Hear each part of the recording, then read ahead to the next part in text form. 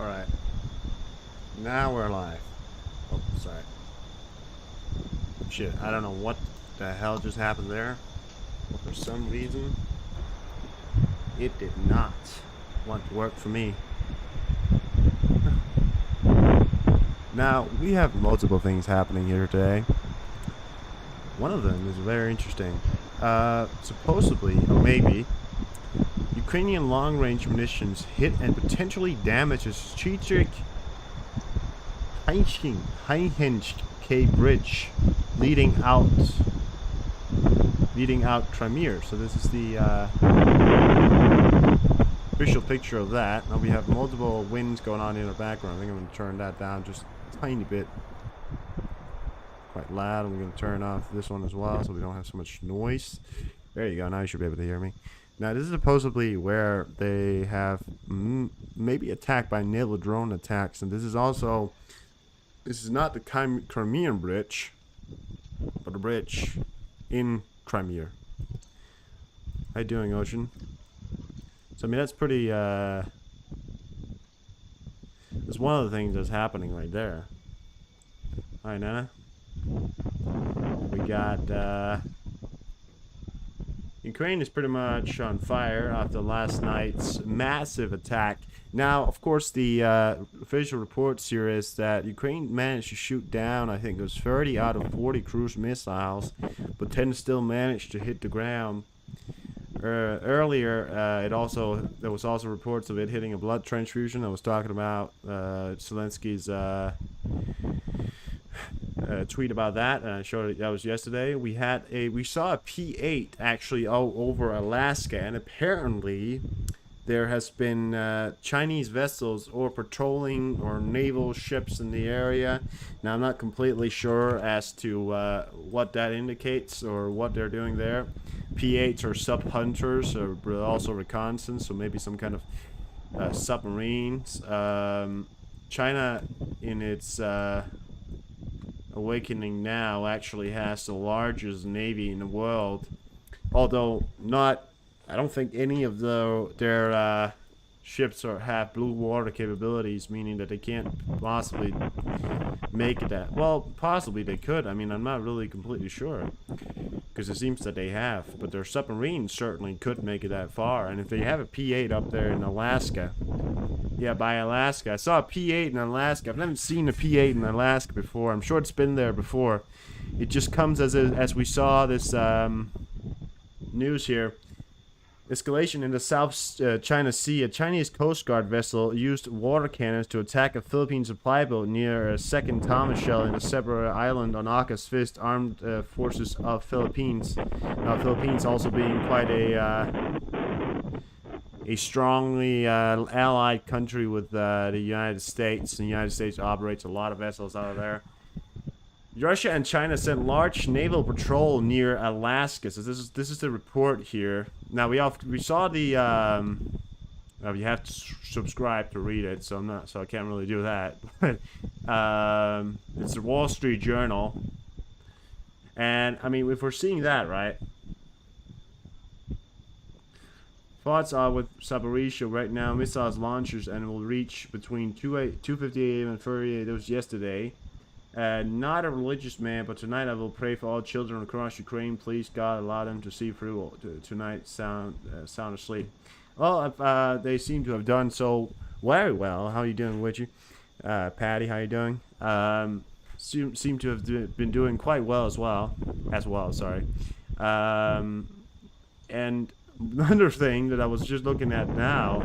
I mean, I don't really do my news coverage anymore, guys. I mean, Witcher really just spends. I mean, I don't know how many countless hours. I don't know how to thank you, Witcher, but you spent a lot of time looking for these things here, and I mean, I of course should have maybe myself done it, but you know, who needs that?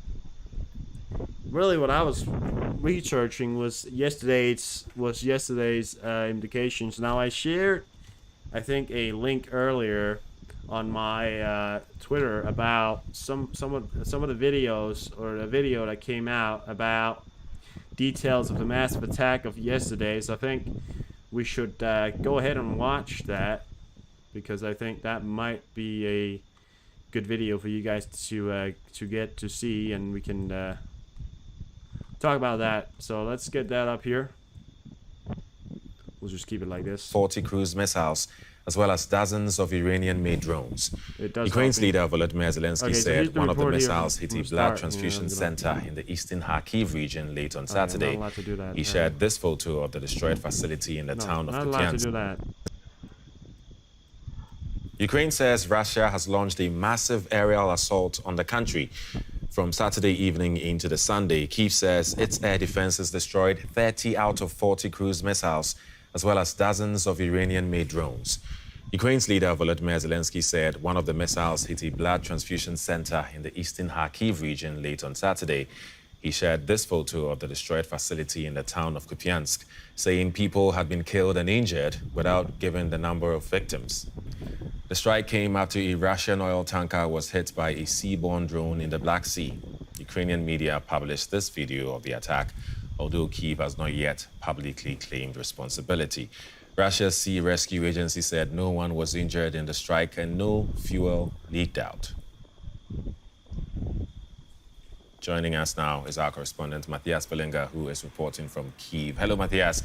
Is Russia stepping up its attacks on Ukraine? Well, these attacks have been frequent in the last few months. There have been a few less of them in the past few weeks, maybe. But still, this is something that Russia regularly does. It seems that this time the western regions of the country were mostly targeted by another missile attack overnight. That were 40 missiles were fired at the western regions of Ukraine, and 30 Ukraine says have been shot down. We do not know whether anything was hit or what happened to the other 10 missiles. And yesterday, this attack on the blood transfusion center, of course, these places that are a little bit closer to the front line and can be reached by a longer range of weapons, are permanently under attack since the beginning of the war. Russia, on the other hand, accuses Ukraine of shelling Donetsk, an area occupied by Russia. What do we know about that? It seems that there as is if they're not allowed to shell an area that they're in war with. As if they're not allowed to shell in an area because that's Russia. You're not allowed to shell there because that's ours. This is not confirmed. It's also very difficult to confirm anything that Russia says about attacks on this occupied territory, as the journalists are not admitted there from other than Russia's own journalists, and very few of the countries that are friendly towards Russia. So it's more difficult for us to know what is really going on there. Ukraine has not said anything. Ukraine has said that it would not use cluster ammunitions on civilian targets, but what exactly happened there in Donetsk, we can really only say by what both sides are saying. As both sides escalate attacks, has there been any significant achievement on the front lines? Well, there is a steady fighting on the front line, intense steady fighting. Ukraine has made some gains in the past few days, but these gains are really very small gains, they're incremental gains, and there is no, let's say, breakthrough or no change of situation, but Ukraine is on the offensive, and the gains are slow because the Russia has fortified its positions very well, and the territory is heavily mined. So it's a grinding moving forward that Ukraine is trying to do there. On other parts of the front line, we had a little bit of success for the Russians. That's near Kupiansk in the north, where they have also been able to move forward by very small means. So in the big picture, there has been no big change on the front line. Okay. Matthias Belinga in Kyiv, thank you. Meanwhile, representatives from some 40 countries have met in Saudi Arabia to discuss ways to end the war. The host nation said the aim of the Jeddah talks was to find compromises that might lead to a peace summit between Kyiv and Moscow, but Russia was not in attendance.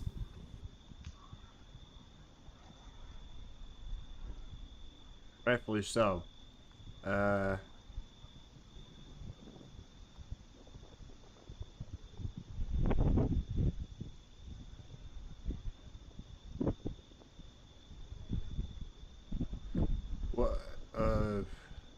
Liberty?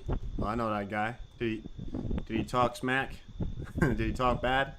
Now I wanted to show you another video of a iceberg, and I showed this video. I think it was 2 days ago. It's shrunken still, but this is from 2 hours ago.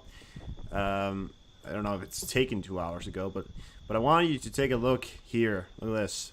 This is the iceberg. Now this is what the first videos that we saw of it. Quite huge at this point here. Keep in mind he's quite far away from it, but it's shrunk quite a bit, I think, since we saw it the first time. It obviously is in warmer climate right now. Well, look at how it's falling apart here. It is in a warmer climate here. It's falling to the sea, it appears. I mean, this is where the video, I think, was taken. It just shows up. It started out by being the size of London, I think. I mean, look at the waves coming up from that. Holy shit! And this is in Canada, by the way.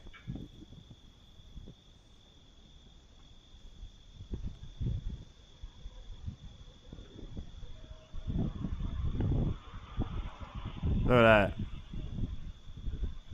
It's completely not. It appears to be just sinking down into the ocean, but that's quite.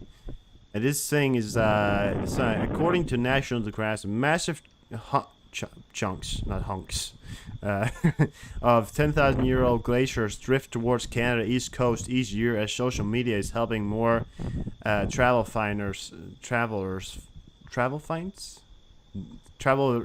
find them. Yeah.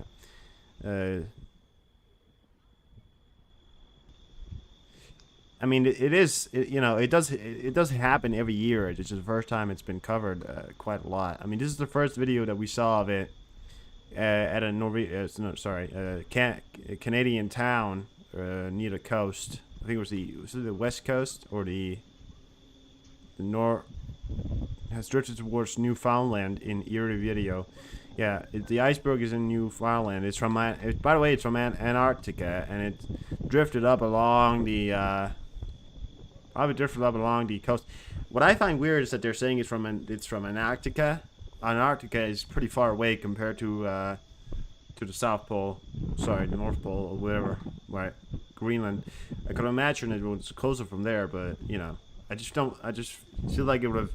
Maybe it was so big, you know.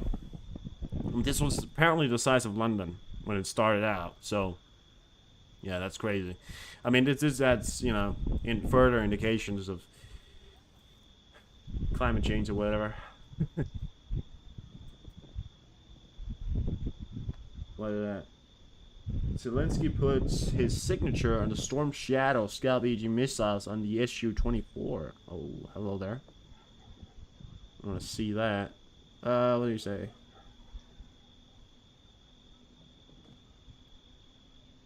I like how you tweeted that at me, Witchy, right as I found it, and I was, yeah. I didn't see you tweeted it at me. Oh, sorry, sent it to me. The rocket that hit the bridge. So Zelensky signed a rocket that apparently hit the bridge. I can show you that video right here. So he's here he is, the Man of Steel. People actually call him, and this is a funny nickname they've given him, the Clown with Balls of Steel. I think it was quite funny. His Zelensky official, sort of how you want to look at him, is he's the clown with big balls. This is Zelensky signing off a Storm Shadow, but this was a Storm Shadow British cruise missiles. Or, yeah, the cruise missiles, right? Oh, my arm, don't know why. Slushies. Oh, slushies. Oh, iceberg. Oh, wow, yeah. What was Liberty? Did you guys have trouble yesterday, or what happened? What are you guys talking about?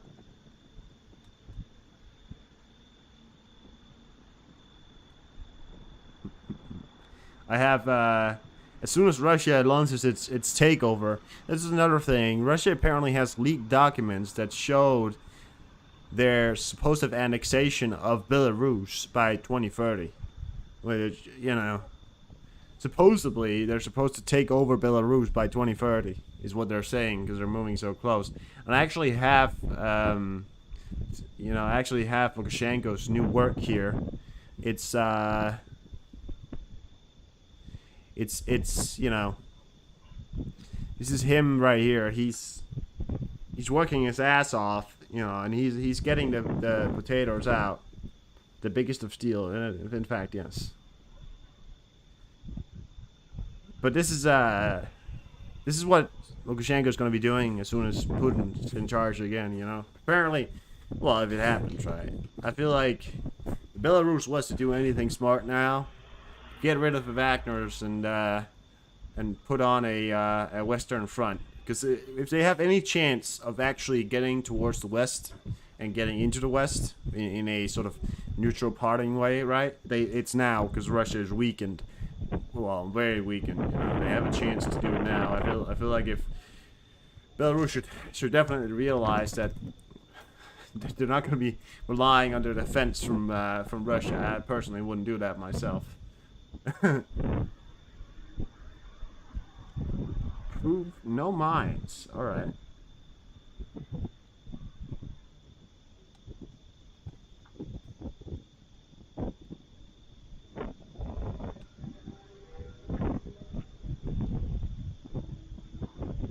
Yeah, in his boxers. Yeah, exactly. He's gonna stand in there. Maybe they give him some pants. You know, maybe they're gonna give him some pants. We never know.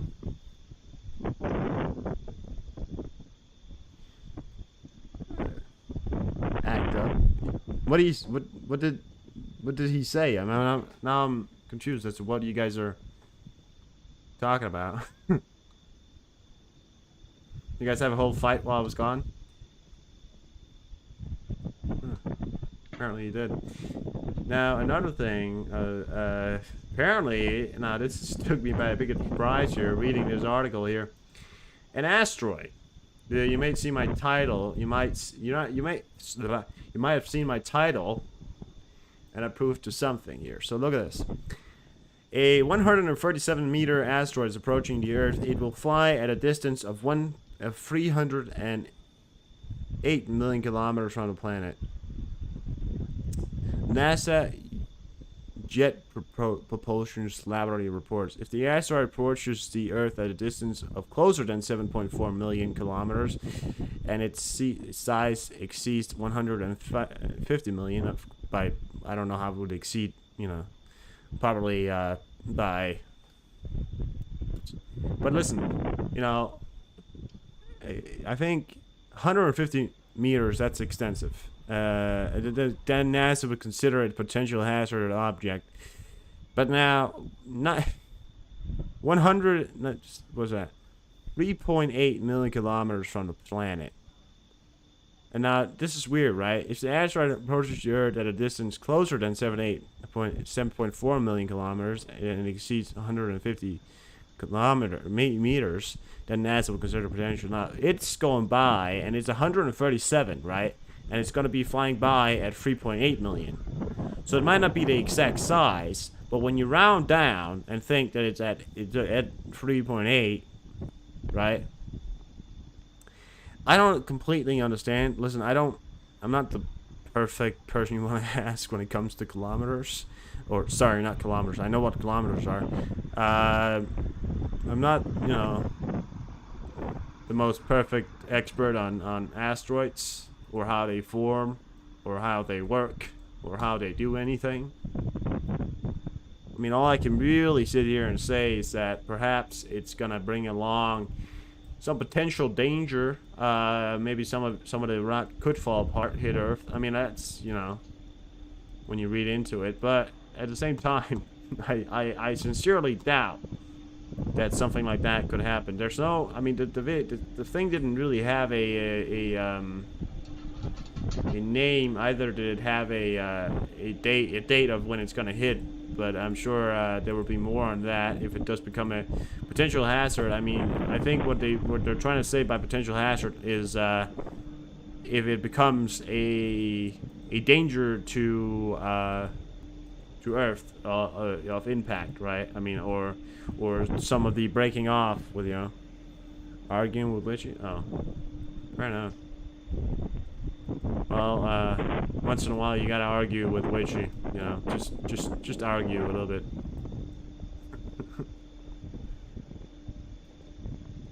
Boeing 767, alright. I mean, I expected to see some more increased air activity over Alaska. I would have expected that. I mean, I see one plane as usual, and it's a Super Hercules. I expected to see more. I mean, there's not a lot of planes, and because it's Saturday, and it's a pretty usual amount of planes for a Saturday, you know. But whatever, right?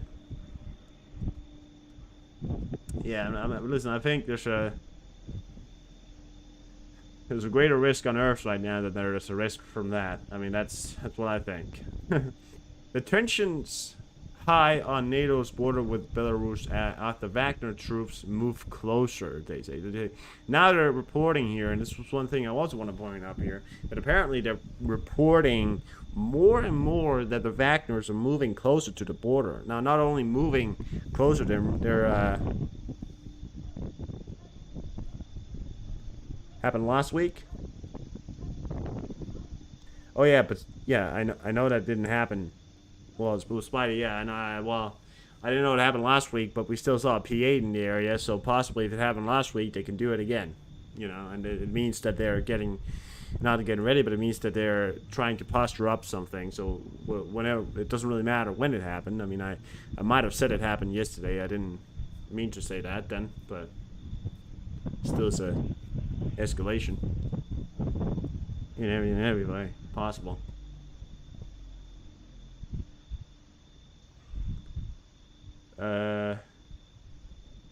What's this report say?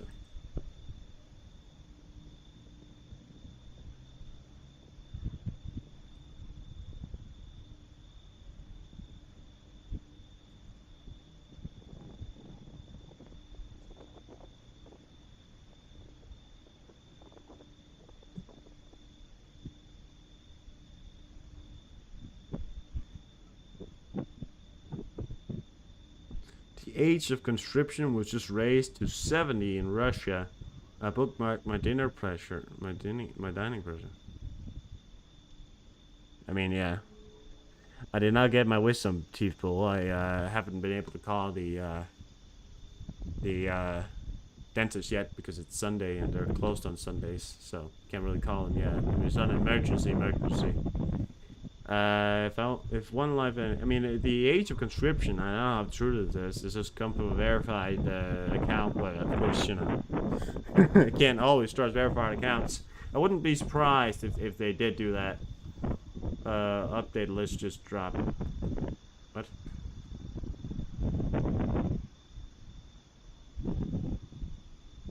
Oh. What's that? The 30th July, all the way back to 99. December 99 and 7 and 8, and then, I mean, it's funny how to look. I mean, look at how many times they're threatened. I mean, we had before, right? And then we had before, and you probably can't see this as much as I can, but we'll try and get it. 23, 23, 23, 20, 22, 22, 22, and 21, 19, 18, and then 15, and 14, and then 12. 14 was a big year as well. But yeah. Did I say 1970? I meant 1999. Did I say 70? I don't know.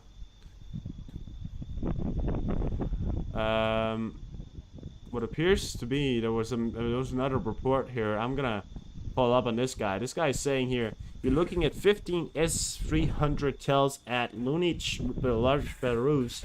A detailed analysis will be published more on ours. I'm gonna follow this guy, see what he has to say.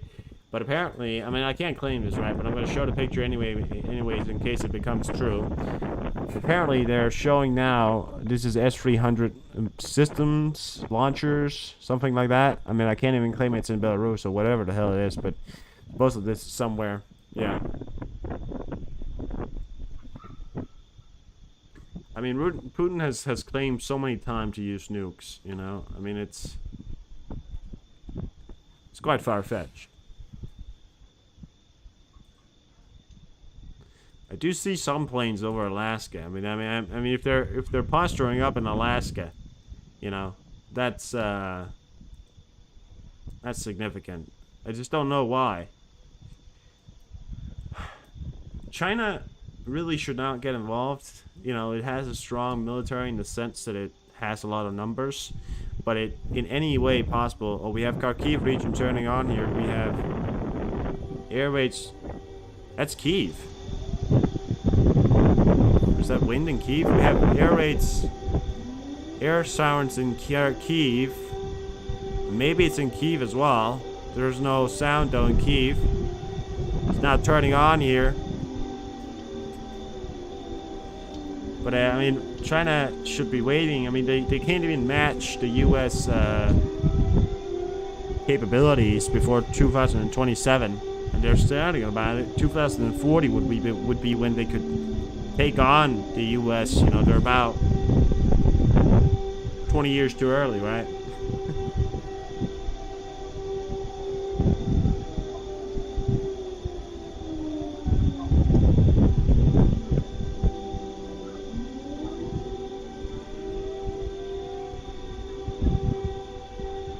Happen.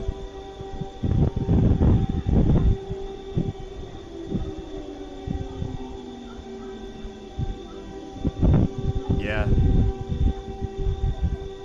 I mean, Russia is Russia, you know, it plays with its big guns once in a while.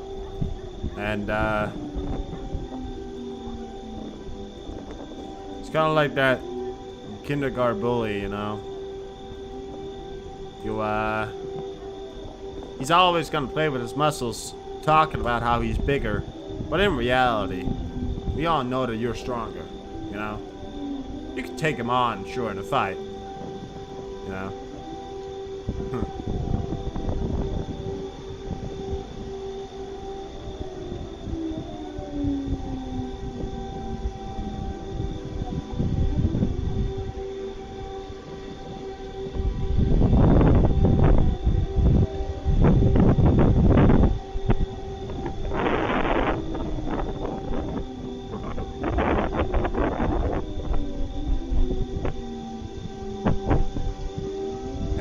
About August 23rd?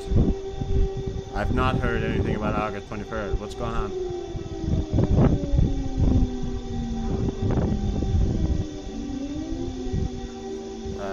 What was that thing?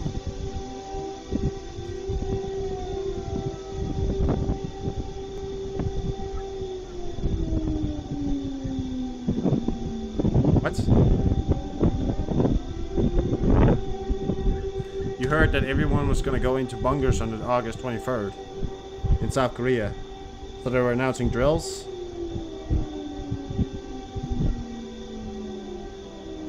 Are they announcing drills? Is that what you're saying, Spider? I mean, where did you hear this from? What are you talking about?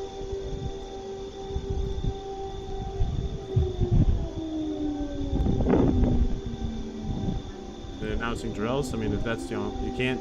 What? Conduct a civil defense drill simulating an attack by North Korea. Fucking Christ. Jesus Christ. What the fuck was that? Did you guys hear that? Oh my god. Is that in my fucking ear? Right.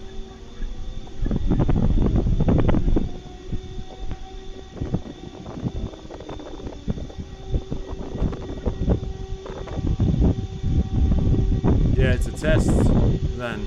Alright. Well, South Korea conducts a civil defense drill simulating an attack by North Korea. Forces residents participated sheltering in places and evacuating designated areas. Right. I mean, they're always preparing for something. I mean, as the world moves a bit more towards the indications of, you know, North Korea wants to play with our muscles, which they don't have, right? But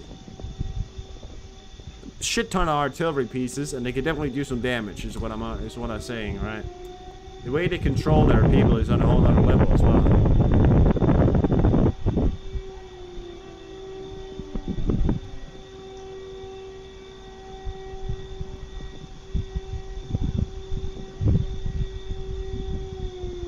I don't know what that sound was. I think my headset just fucked up, or it was this thing or something like that. That's... I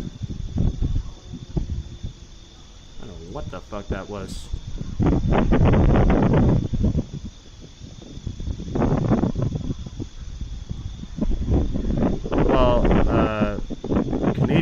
prepper has been famously known for being about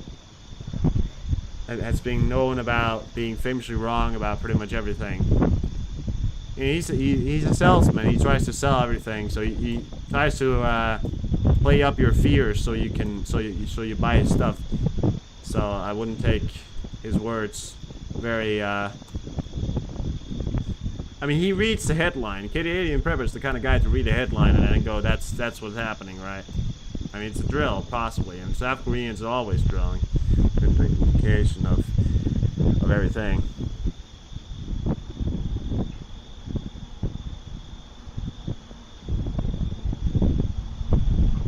I mean, props to the guy. He knows how to sell his products. I gotta be honest.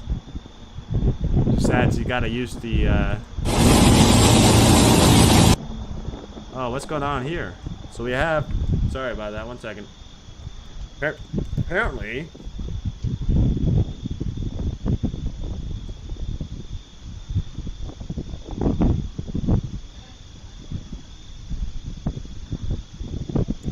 Belarus troops allegedly moved near Minsk today.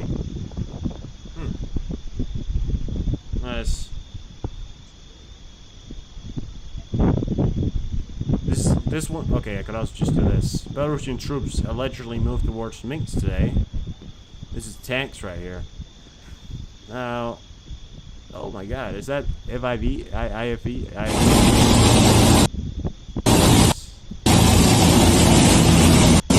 Tanks, is that Russian made? Yeah, it looks like some kind of T-model. Hey, it's so loud. I mean, that's when it happens when you got a tank without no spreader on it.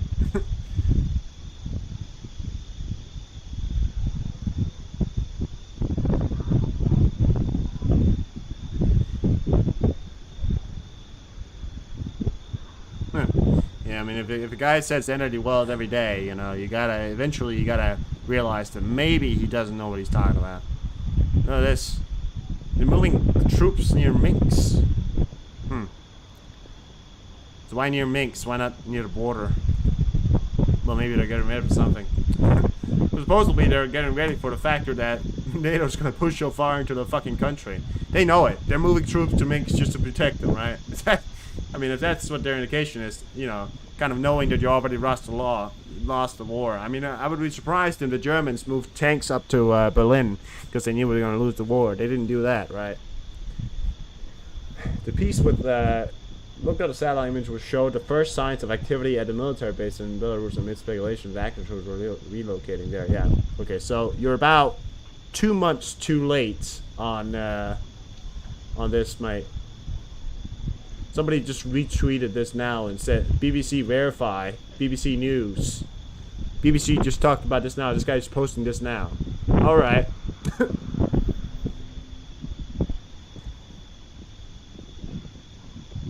You know, we're flying E6 and E4B on Sunday. An E6 is a nuke sniffer, right? That's a nuke sniffer, the nuke plane. Or the, yeah. And the E4, that's a... E4B, that's a doomsday plane.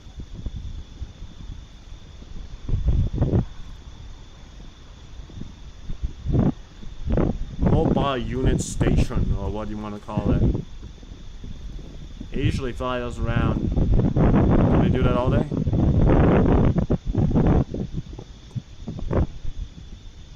We got that E6 at. Are you talking about today? On Sunday? Oh, Sunday. Sunday's today. Are you talking about next Sunday?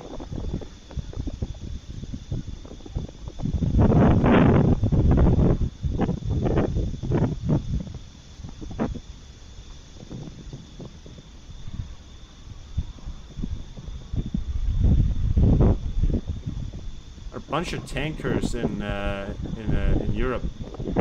Like a lot. We got one, two, three, four tankers in Europe right now.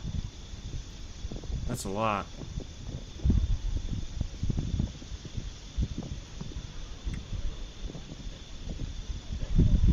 Quite a lot.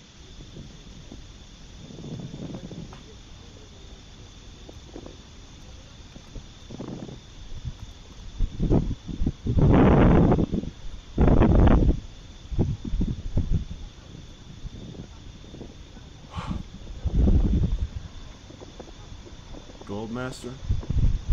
Why is 800 people around the world dragging a Globemaster?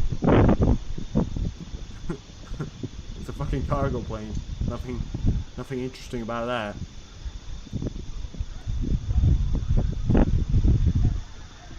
Earlier today? Well, I think they fly E6 and E4s are usually flying up. The E6 was actually launched during the time of the Soviet Union.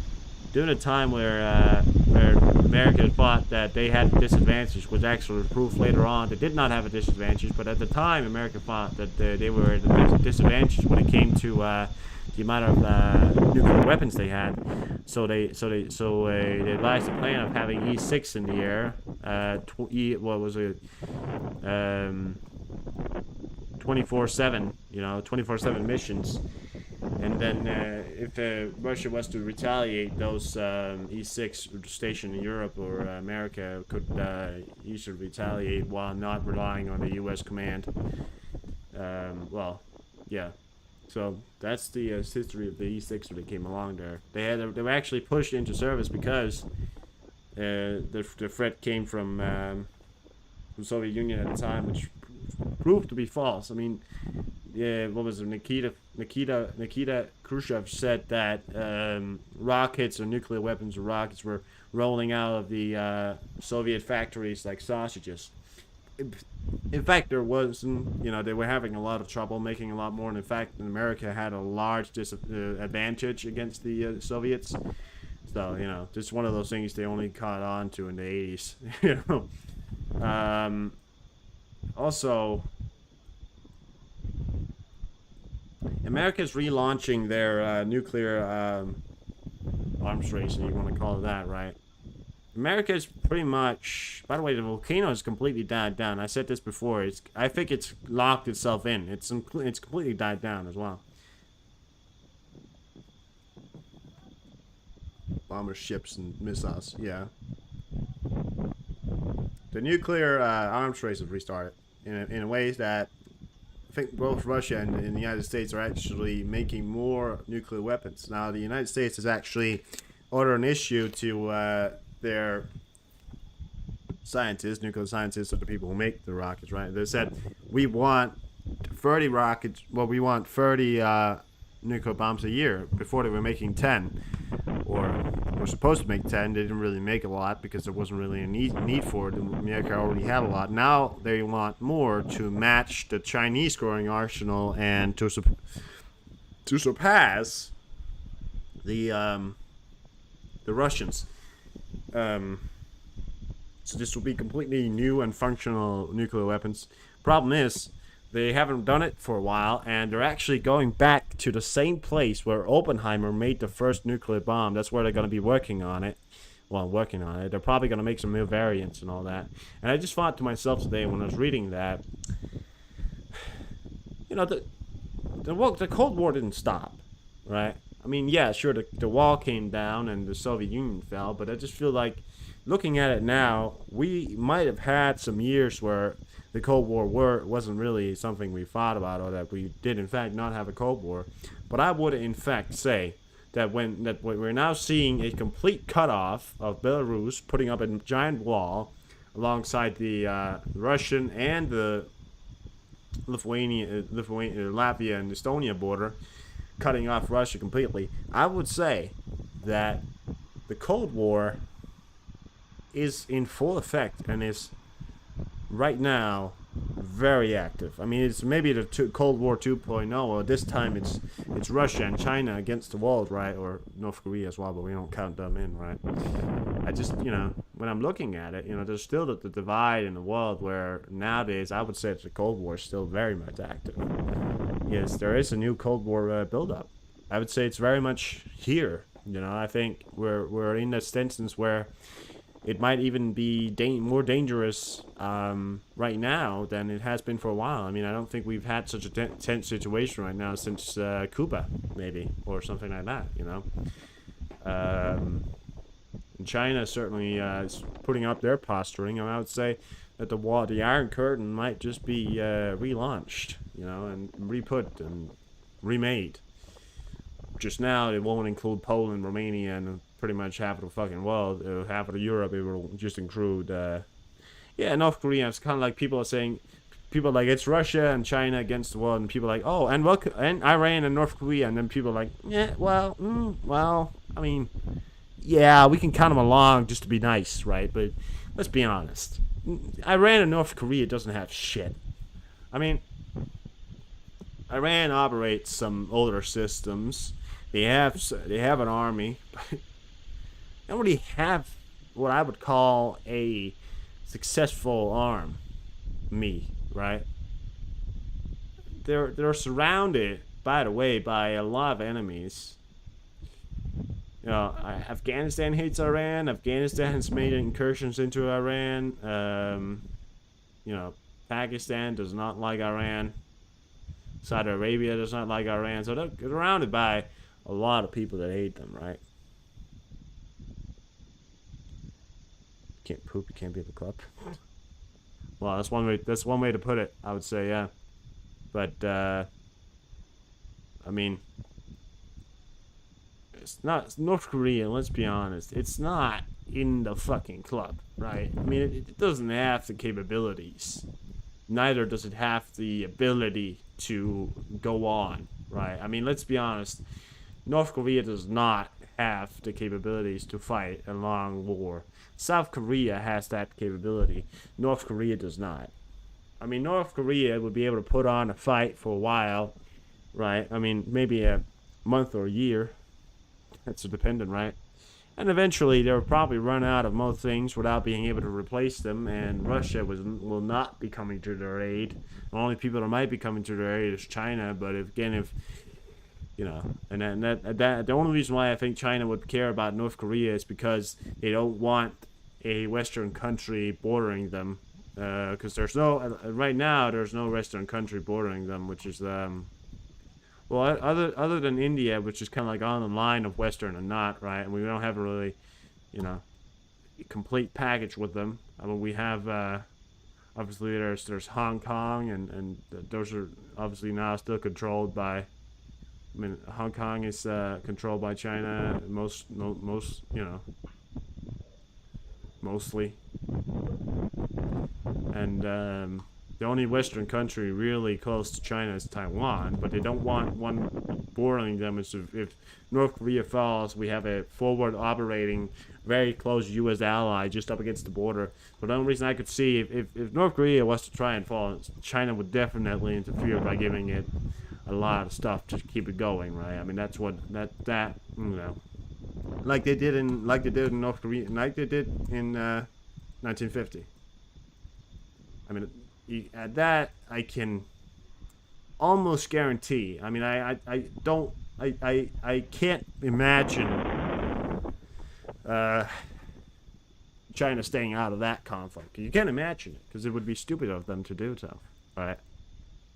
But it's up to them, really, if they want to get involved.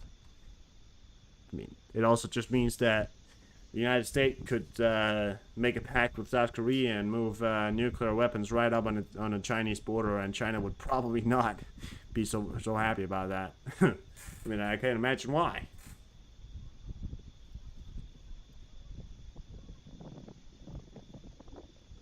Oh, so now they're saying, okay, so this video is apparently false, or at least this guy is saying this video is apparently false. Look at that. Oh, video from 38. This is in 2020, during Belarus protest. I mean, there's quite a lot of equipment to move towards the protest, but I mean, that also makes more sense. Why they would be moving towards Minsk? Why would they be sending all these equipments towards Minsk? That wouldn't make any sense. So that's debunked right there. Look at that. So this guy apparently saying that, yeah. So that's okay. So that's an old video. That's a problem sometimes. People see a video and then they put a title over it and say, "Oh, they're moving it today and it's happening today," and even though they don't know if it's happening today, right? I mean, I always say before I show a video, I can't claim this because at the same time, if I go around saying this is happening right now, I'd be lying. So how would I know if it's happening right now, unless somebody in the video was to say it's today or it's, you know, proof that it's today, or we saw other news sources report it. You know, I mean, I wouldn't. Yeah, you get what I'm saying. Well, good to know that's not from today.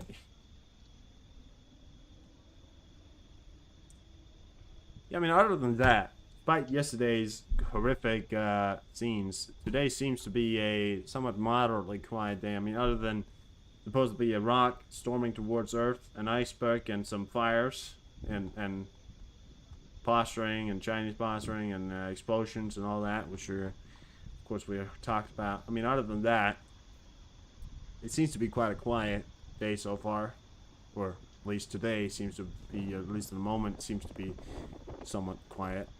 It's just past midnight in Ukraine as well.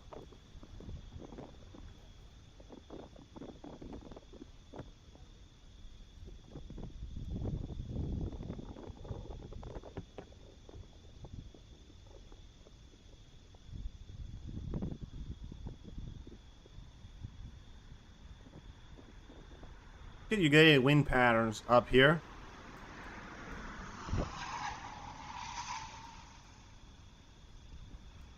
It's gonna start CRP.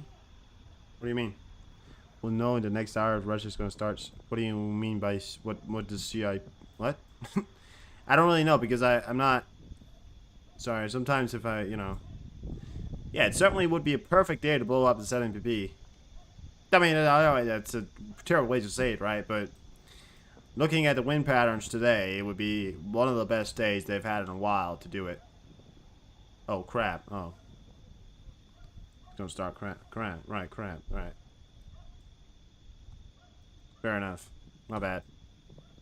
I thought you were talking about how Russia is gonna start, doing CPR. I was like, what?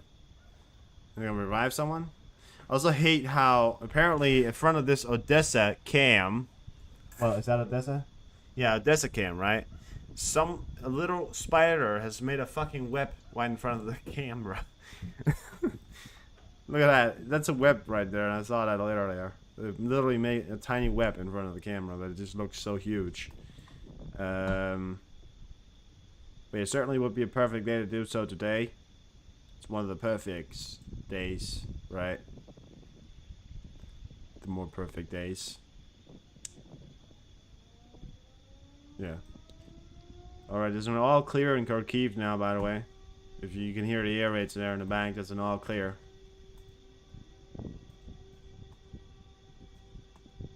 Where are we at? Right. So, not a lot happening other than that.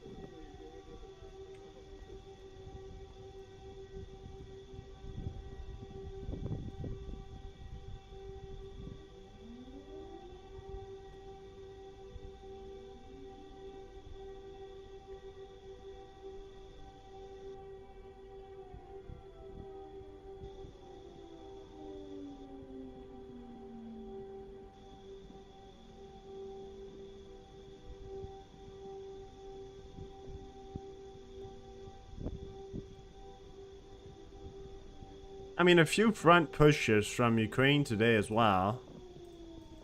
Some of them were actually pushed back somewhat, a tiny bit by the Russians. I wouldn't say it's impressive. Some complete land claims doing the front push here. Very insignificant, though. I mean, it's very insignificant at the moment. I don't know exactly what it is that's happening to the Ukrainians, or if in fact that what could be happening at the moment is the factor that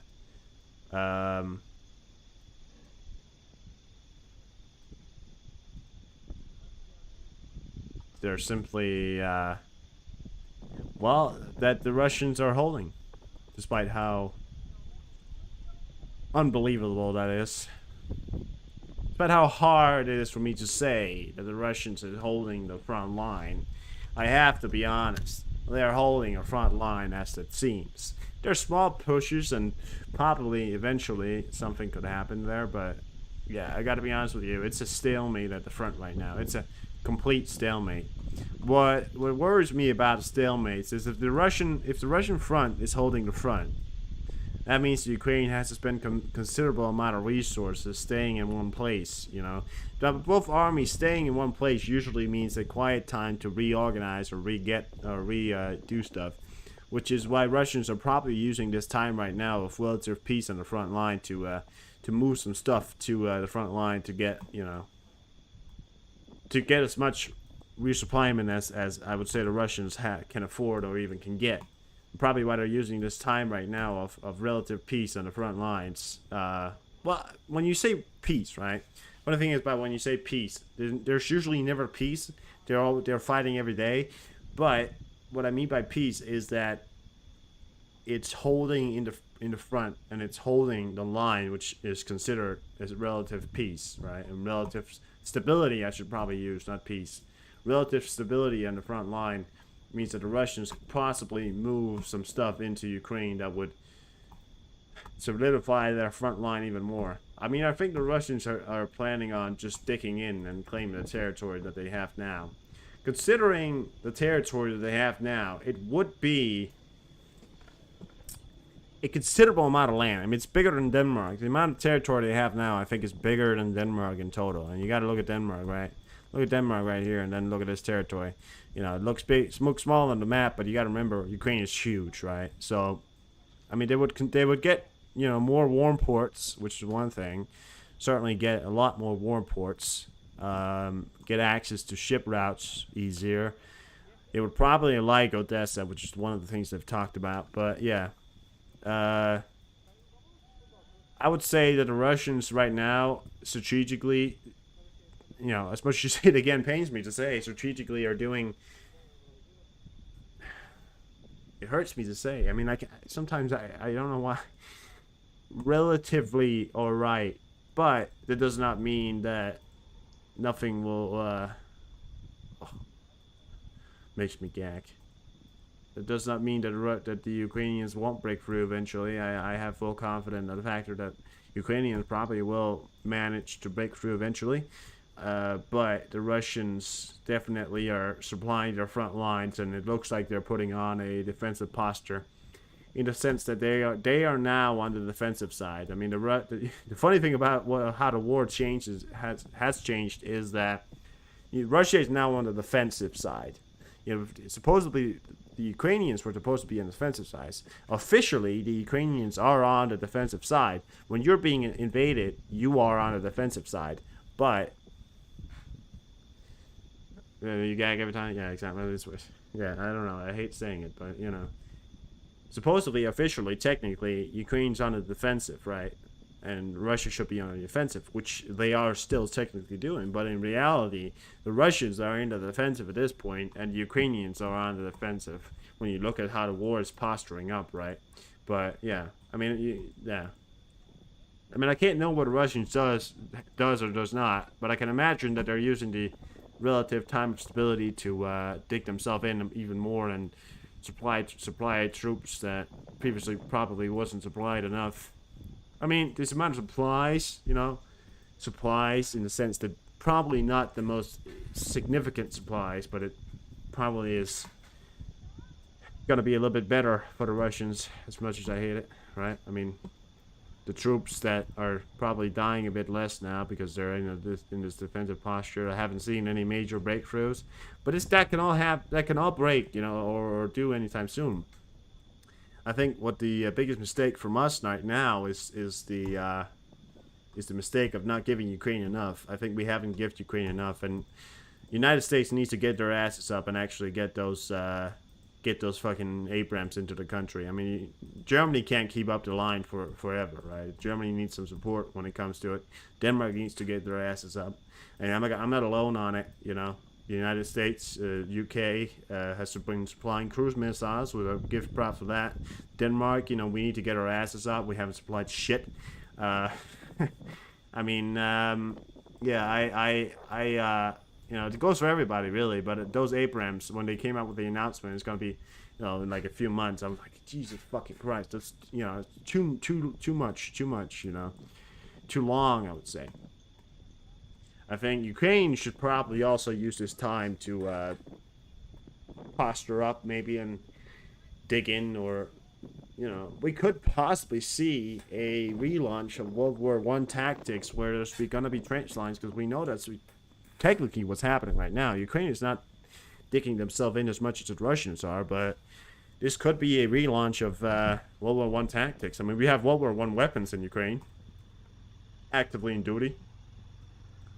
The Thompson gun, which one of the first machine guns ever made, has a cooling system, right? By used water cooling systems, very effective. I mean, it's probably a modified version. It's not directly from World War One. It's a modified version, but they're still very effective to this day, which is incredible to think about, right? What are you saying?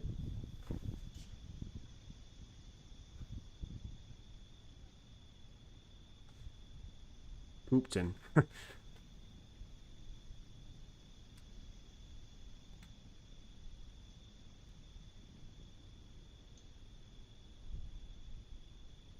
Yeah, exactly. I mean, that's my analysis on the front lines right now. But I think Ukraine should also use this time to ask for more and demand. Ukraine needs to stop asking and they need to demand, right? And people are like, oh, Ukraine can't say that. Yes, they fucking can. Zelensky needs to stop being so fucking nice, right? Say we ask, you know, we fucking demand. He's got to use the word demand. I want him to use the word demand because that means he's putting pressure on the West. Put pressure on the West. It's like saying he can't do that. Yes, he fucking can. He should put pressure on the West. Why? Because the West are being fucking slow. We want to beat the Russians. I want to beat the fucking Russians. I don't want to see the Russians win. So what does Zelensky need to do? Needs to put fucking pressure on it. And Biden is out here saying he needs to be more he needs to have more gratitude. Shut the fuck up. Listen, you haven't done shit. Yes, you have made him able to hold the front line and be able to kept him holding, you know. But listen, they've not done enough. And the whole thing about the West, Ukraine needs to have gratitude. Zelensky has gratitude for what we've done. Of course, he's done, and we've done a lot. I mean, I won't say we haven't done anything. You know, we've done a lot in terms of military support and economic support. But he needs to start demanding, because if he doesn't start demanding, we're sitting here and we're not going to give him shit because we think that Zelensky is just going to come and say, oh, I want this and want this, and we can have talks about what he wants and stuff like that. He needs to say, I want this, and I want this, and I want this, and I want this now, you know?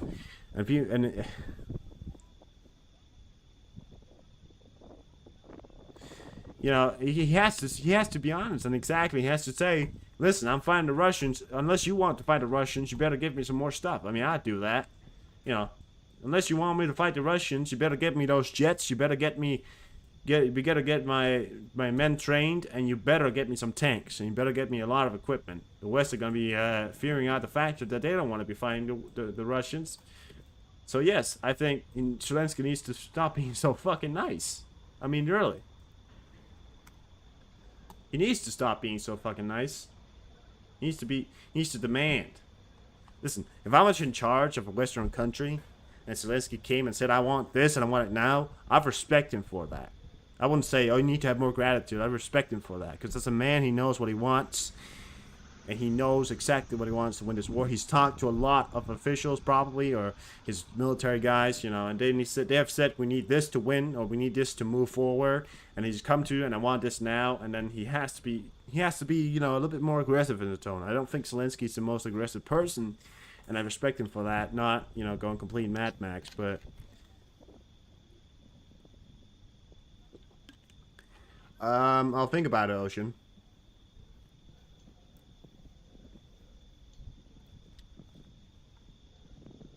Spider, what are you,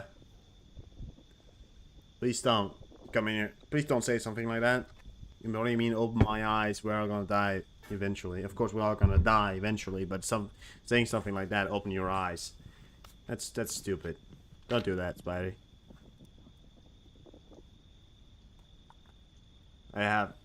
This is my one chance I'm giving you. You know, yeah. Because I played along on your shenanigans. But if you're gonna say something like that, please don't.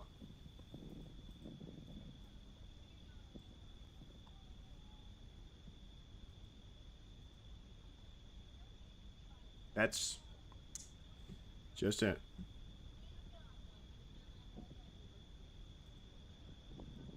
And the whole thing, wake up. You know, why do people keep saying that? Wake up. We're all gonna die. Yeah, of course we're all gonna fucking die eventually. But it doesn't have to be tomorrow. Yeah, okay, Spidey. I hate when people say, wake up or open your eyes. I hate when people say that because it's yeah, makes sense. Doesn't make sense. Listen, we're all gonna die eventually, but it doesn't have to be by the Russian hand, and it doesn't have to be tomorrow. You know, I die when I'm damn good and ready to die. I'm not gonna be dying by the Russian hands. Trust me. But, you know, that's my exact point. Zelensky needs to be more tough.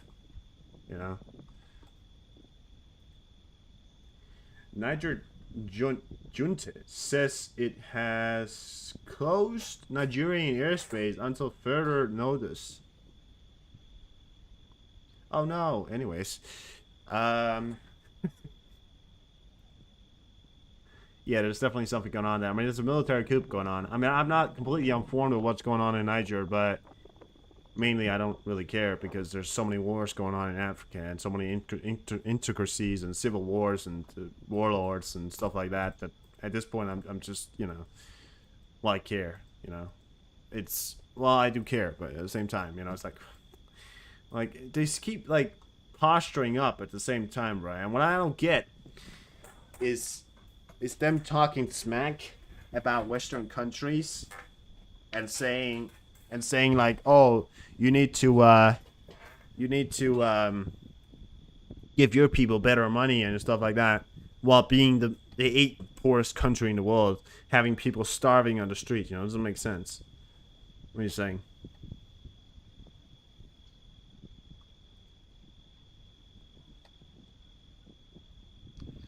Oh. A Goldmaster? What did you send me?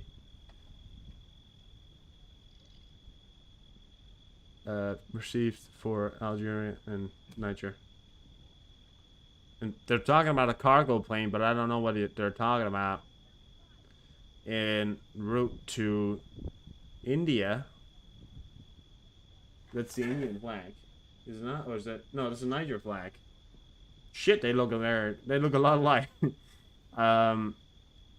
International airport, diplomatic clearance received from Algeria and Niger. So there's a U.S.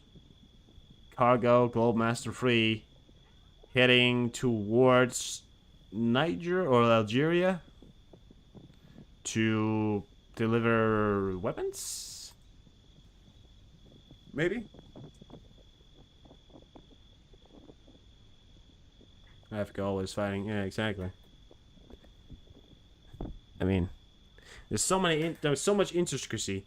If you would ever want to get your brain blown out about the intricacy of some wars going on in the world, you need to go watch the downfall of China, and the upfall and the downfall and the downfall. China has probably fell apart more times than what's a good analogy?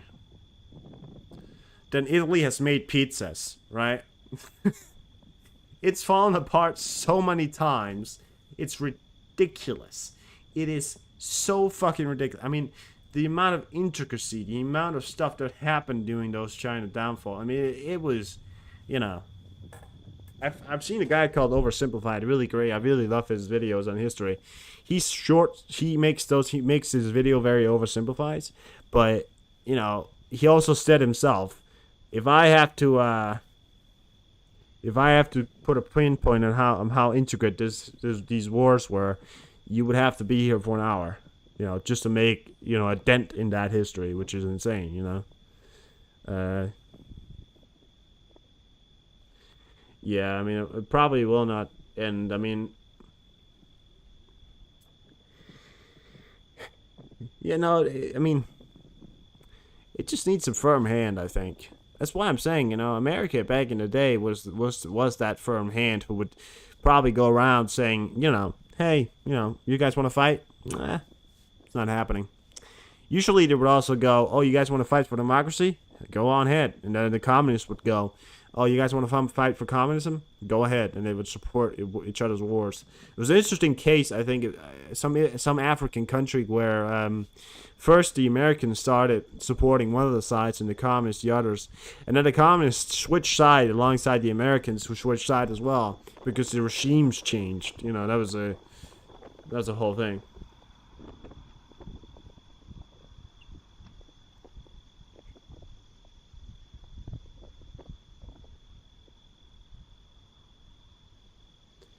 Meanwhile, the German people are increasingly grateful to the government for the sanctions policies against Russia and Belarus. Diewald reports that 11% of Germans do not have enough money for a full meal every 2 days. That's ridiculous. Maybe? 11% of the German people. I don't believe it. That can't be true, can it? That can't be true.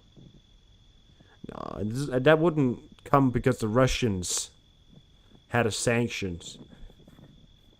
That doesn't happen because the Russians had now sanctions and now they can't afford their meals. That's, you know, that's ridiculous. I don't think that's...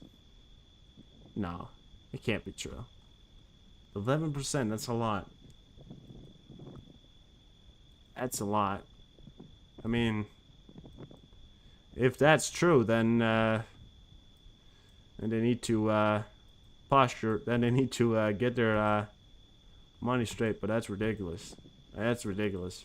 Really, I mean, that's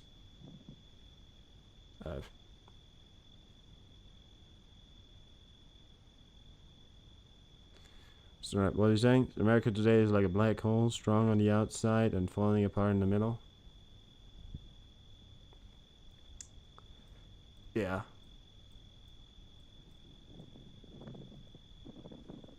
Maybe America needs to focus a little bit less on its image, on its outside image, and more on its inside image. You know what I'm saying?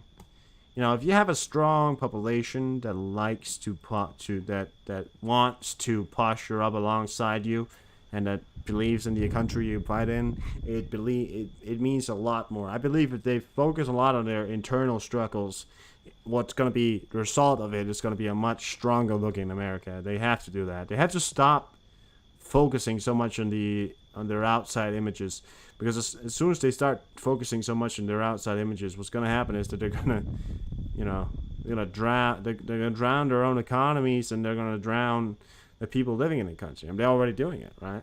We have a P8 in the Black Sea. I want to show that as a proof right here. P8 in the Black Sea, near Black Sea, Romania.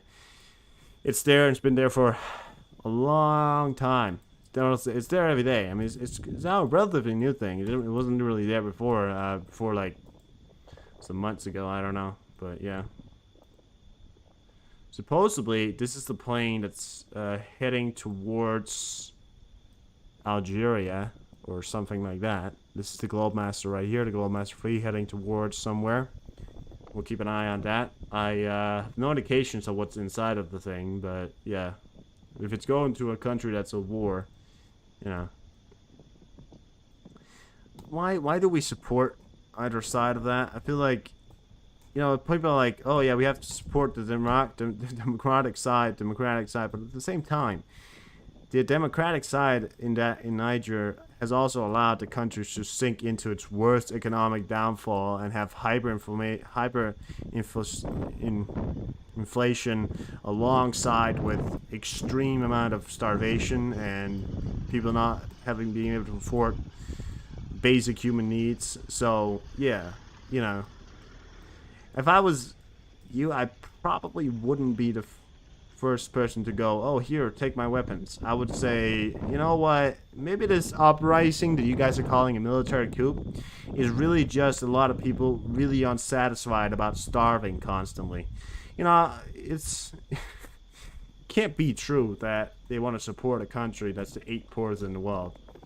Maybe it's time for somewhat of a change. I mean, I can't, you know, supporting a country because it's poor, that's not what I mean. But what I mean is it's also allowing its people and not really making a lot of changes towards the people. I mean, African countries and African leaders are funny, because there was one instance in I think it was I think it was Tanzania or Zimbabwe or yeah, whatever one it was, or maybe Kenya. I think it was Tanzania. Once when their leader came in, they were already struggling in their economy, and the leader, well, was a crazy maniac, pretty much a dictator, came in and he said he was going to fix the economy. They were having inflation, and people could barely afford food, basic human needs. And then the president decided to go to war. I think it was against, well, another African country. I'm not completely sure as to what the story goes, but then it caused hyperinflammation, and then people, this is quite a far back, people had to go to shop with shopping carts of money to afford bread. I mean, look at what happened in Germany, for example, during the aftermath of World War II. People around there was, I think it was World War II, World War One. The World War One, where they had to pay the Allies about 800 billion, which was an outrageous sum at the time, and they had to print money, which causes inflation. During the downfall in World War One, bread costs about, I think at one time it reached like 1 billion Reich, which was the German currency, right? Which is insane because none of the Germans even had any money, so food was pretty much non-existent at the point. If you're lucky to get food right there. How you doing, Harry?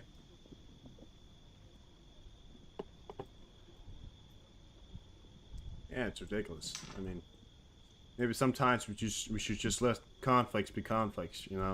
See what happens.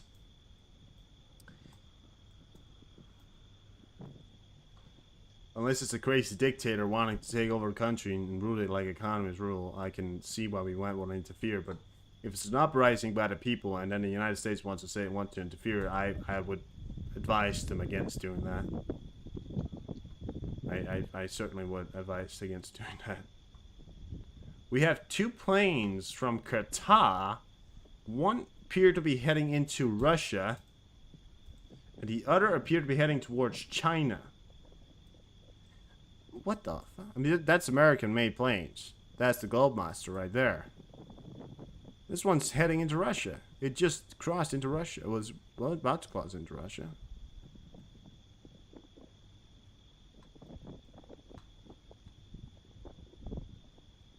It just went off radar again, didn't it?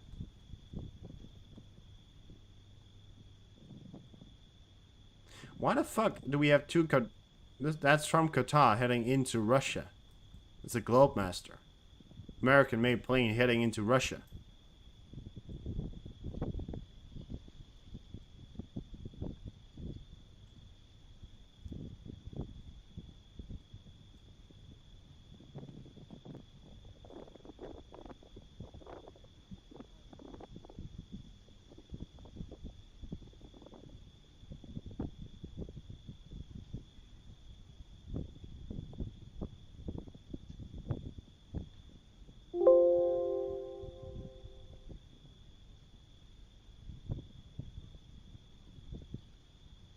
Tell you what, it's weird.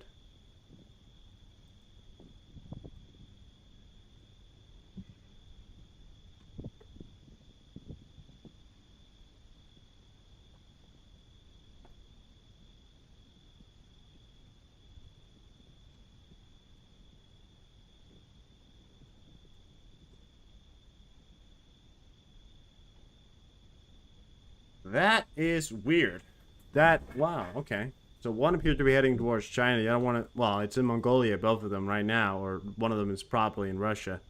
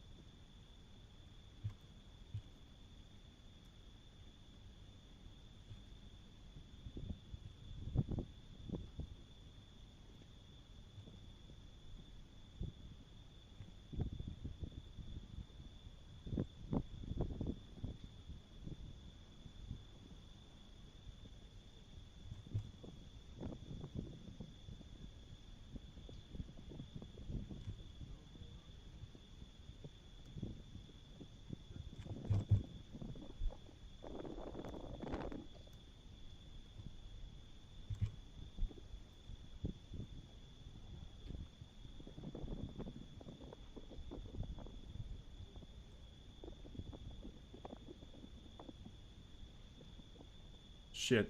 Oh no.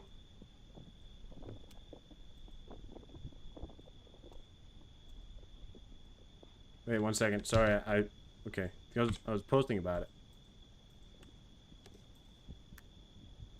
I want it to show the world. 1 second. Sorry. There we go. I reposted about that. All right.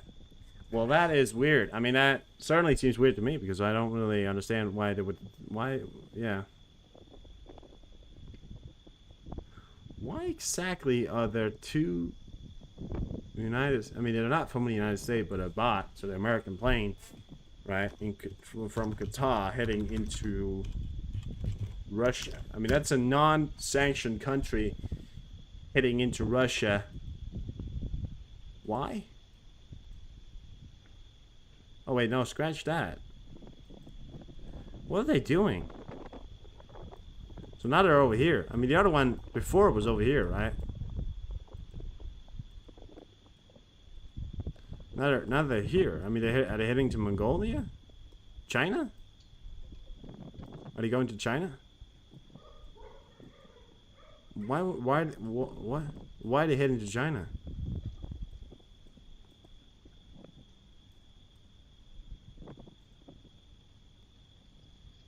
They have 8 of them? Yeah.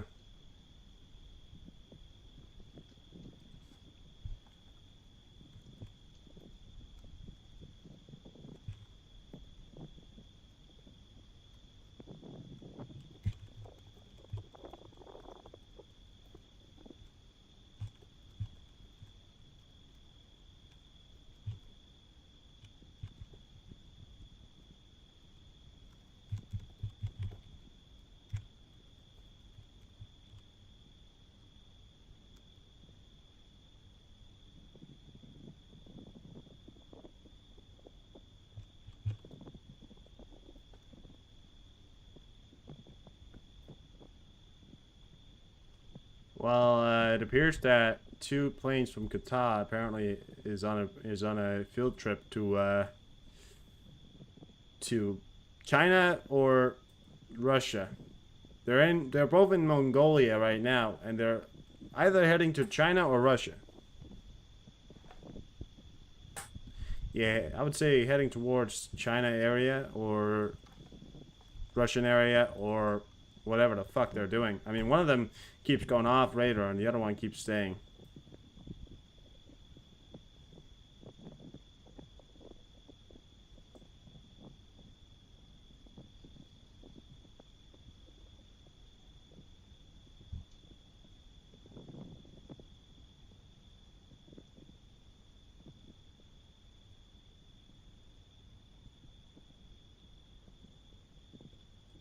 Don't know what the hell they're doing.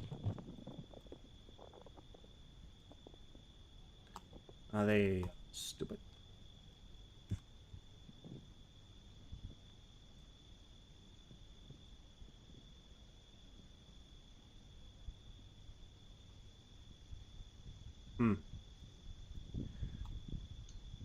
That's weird. Well, I mean, whatever they're doing. Funny how every time I want to take a picture of it, the one goes down and the other one comes up, and the other one goes down and the other one comes up. They're at 35,000 feet. Not unusual, but that's... So one of them is at 20,000. Are they going to Mongolia? Because one of them is descending. Are they landing Mongolia? It seems to me a bit weird as to why there's 2 Qatar planes and both of them appear to be going towards Mongolia now. Okay, so no worries, they're going to Mongolia, which is an unaligned country. A neutral country, right? I don't know, man, that seems weird. It seems very weird.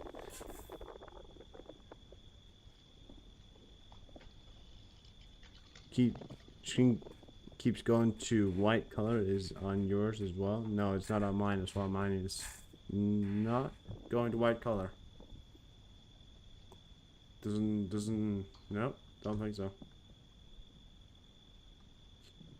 Claiming that EcoVase has completed its preparation for an invasion of Niger with at least 2 members of the organization beginning the mobilization of the armed forces towards the border.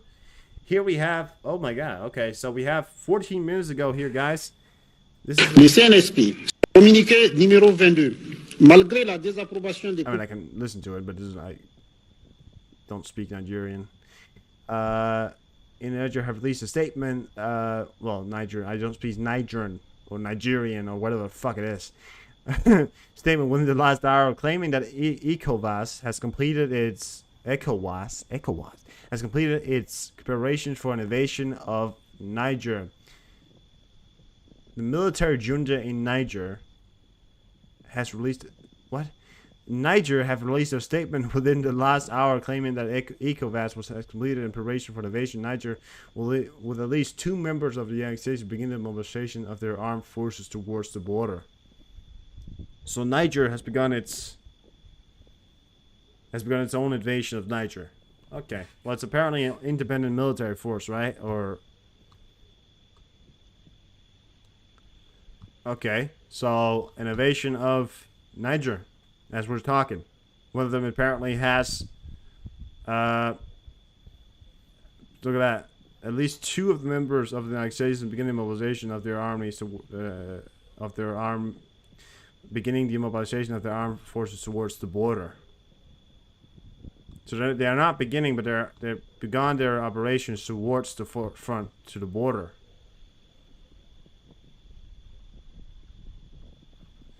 Oh my god, look at that. Ukrainian Air Force destroyed 70 air targets overnight. Happy Ukrainian Air Force Day.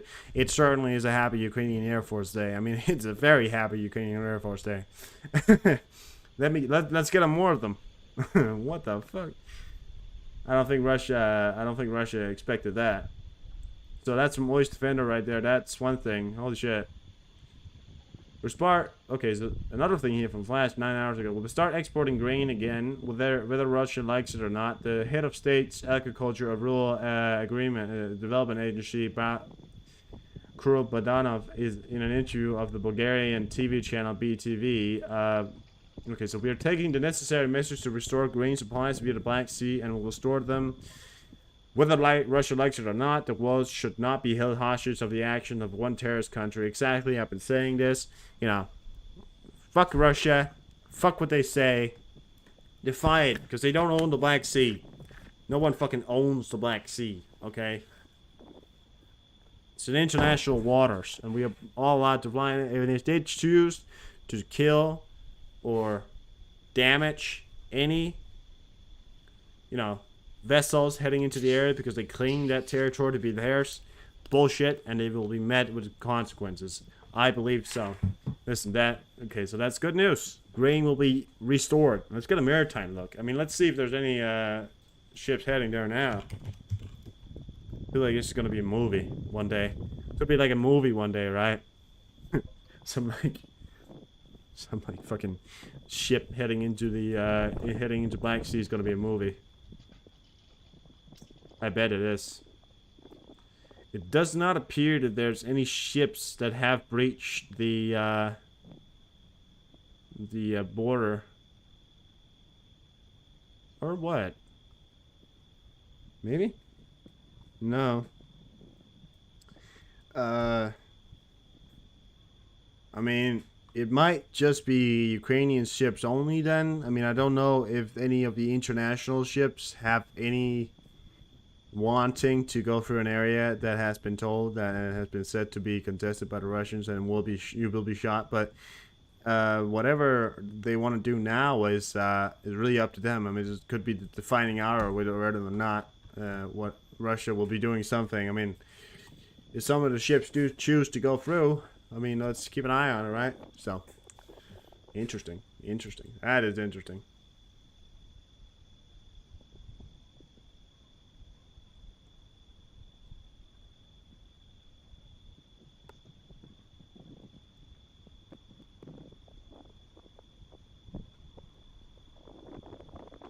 Ukraine accuses Russia of planning false flag attack in Belarus to draw Minsk into war.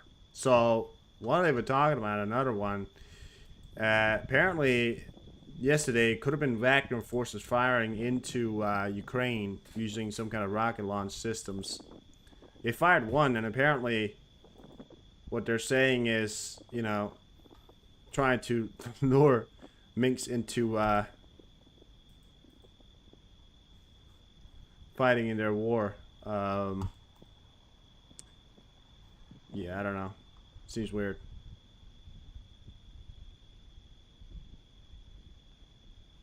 Whatever the hell's going on there, that's certainly a bit weird, isn't it? Alright, those gold masters that landed in Mongolia. Why are they in Mongolia? Can't know. Really don't know.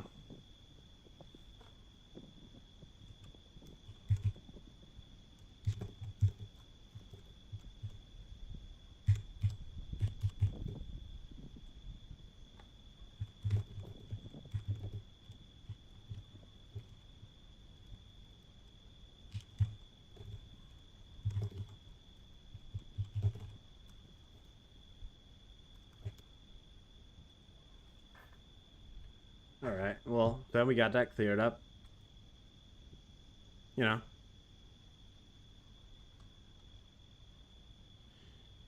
Good. What's that?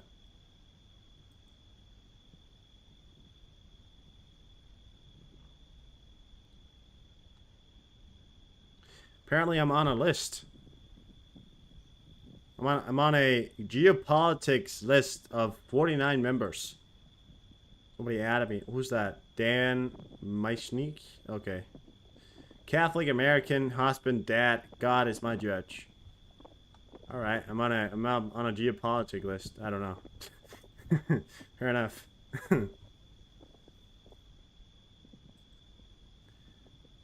Wowzers. Alright. Seems we dodged a bullet there, right? One of them were heading for the Russian border, but apparently, I mean, listen, I don't know if there's 3 of them and we don't see the Russian one, but I think that possibly flight there was messing up. But we'll, listen, we'll keep an eye on it, see what happens. If nothing happens, nothing happens. Got a Gulfstream 5 Italian military over Istanbul right now, or close to Istanbul, just in Turkey. Alright. Well, wow, I don't really have much to say right now. I mean, right now it's quiet, you know? Ukraine might get some rest tonight, but let's also be honest that Russia probably used up lots of its arsenal. It's probably has to dig quite deep now. I think Putin is probably raging right now because he shot 70 cruise missiles, or maybe 100 or 80 or something along that line, and Ukraine shut down about 70 targets. I think Putin is probably not having such a good day, because that means that what he expected to happen is not and will not happen, right? I mean, that's a shame, you know, for Russia. For Ukraine, it's a success. Success. What's that? Russia could simulate the launching of missiles from the territory of Belarus with the aim of provocation to draw the country into a war against Ukraine, representative of the main intelligence directory of the Ministry of Defense of Ukraine, Andrei Yusov. Regarding the missiles from the territory, there's probably an electrical launch of a simulated launch, since Russian troop forces and means for various kinds of protections are stationed in the territory of this country in order to draw it into a war against Ukraine, he noted. So apparently he's talking about attacks from Belarus, and that would instigate an attack by Ukraine, which it wouldn't.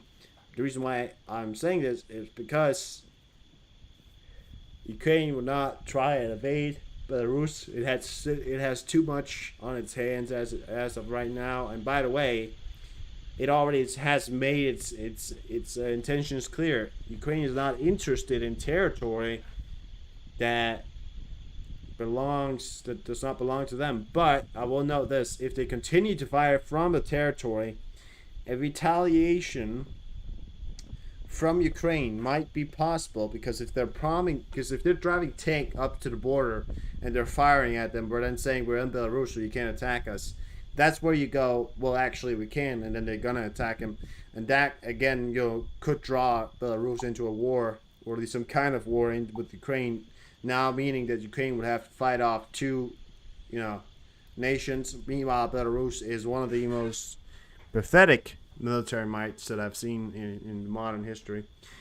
But but it still does add about 9 million people to Russia's war, and about a force of about 62,000 alongside its reserve of 300,000. So, it does add a good amount of soldiers, possibly an incursion, maybe 50,000 soldiers or something like that, of unexperienced, under-equipped soldiers, or, and then probably Wagner would launch an attack as well alongside them. I mean, I'm still very much in line to the factor that they're probably going to go for another frontline attack on Ukraine. Would make way more sense, They're still considering the possibility of closing that border with Belarus, by the way. Maybe taking connection with the attempts of mercenary package to penetrate into the border, such Deputy Foreign Minister of Poland has already stated. Yeah, I mean, that's good for them. I mean, they got to close that border because more and more refugees are coming through, and we can't control. And this is what I'm not fighting a war against refugees here. What I'm about to say is because we can't control if the Wagners are trying to hide in between these refugees. This does not mean that I'm sitting here saying that every refugee is a terrorist. No, what I'm saying is that we have Wagner trying to go through to the Polish border disguised as refugees, and if they're trying to do that, that means that nobody can really trust who comes through the border right now. And Poland can't trust who comes through the border, at any point. And it's going to cost them a lot of money to keep their border, to keep a lot of personnel on their border and continue to keep that border safe, So Poland's probably a bit pissed about having to spend a lot of money bolstering up that border. They're probably not right now that you should go and tell them what's up, right?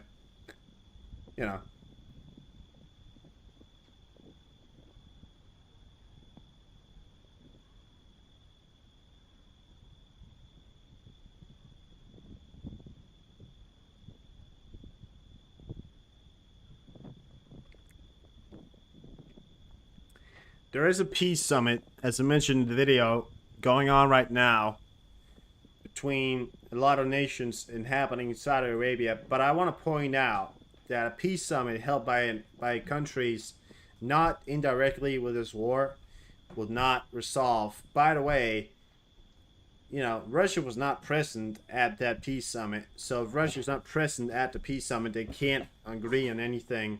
And Russia would have to agree. And Russia, only agreement would go towards probably keeping its territory that they have now, which Ukraine would never go for, or some kind of stalemate, which the most dangerous scenario for Ukraine right now is going into a stalemate, because that would just allow the Russians to get the amount of resources and equipment and rebuild and do stuff that they need to put into that area and redo their attack. It would also give Ukraine enough time to receive enough equipment. But if the Western world then lags down on its proposed, because now there's the peace, we don't need to send, that could happen.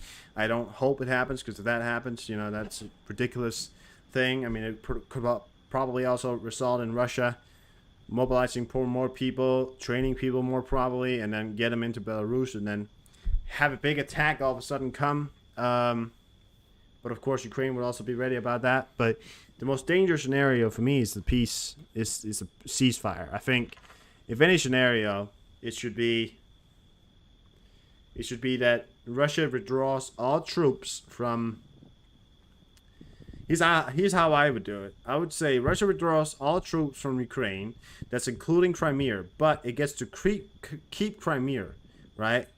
It has to give all rights of ports and everything to Ukraine. It cannot have sea vessels, so its Black Sea Fleet cannot be inside the Black Sea. They cannot put up any military posture in Crimea or Belarus. We're on the border, right? They can keep it for economic purposes of vessels, or of purposes of getting grain or anything through, they can if they're caught building up forces in Crimea once more, they will be met by a resolve, and that I think if you got to look at exactly what scenarios we could be looking at. I think if we could completely destabilize and completely get rid of all Russian police enforcements, troops, and everything in that area, and give Ukraine rights to ports and right of passage and everything, and all territories in Ukraine would be restored to Ukraine, and then Russia would get to keep Crimea. I think Russia could then spin it to say we fought Ukraine to keep Crimea that they so-called got. But I still don't think that they're going to go for it, because I think what Ukraine wants is a complete takeover. What's weird about that is because the Russians never wants to allow a complete takeover. They would want to, the Russians would never allow a complete takeover. They would, continue to fight to the last man, because they're that idiotic. So they have to do some kind of deal there, I think. But yeah, I mean that's how I would have done it. I don't think Zelensky would go for that, and I respect him for that. I respect him for saying that we want all troops and we want all troops gone and we want all territory back, and we only are interested in our own territory. So that's what they should do. But that's enough of me. I mean, I am not a diplomatic person. I'm gonna take a break real quick and leave you guys up with this, and I'll be right back.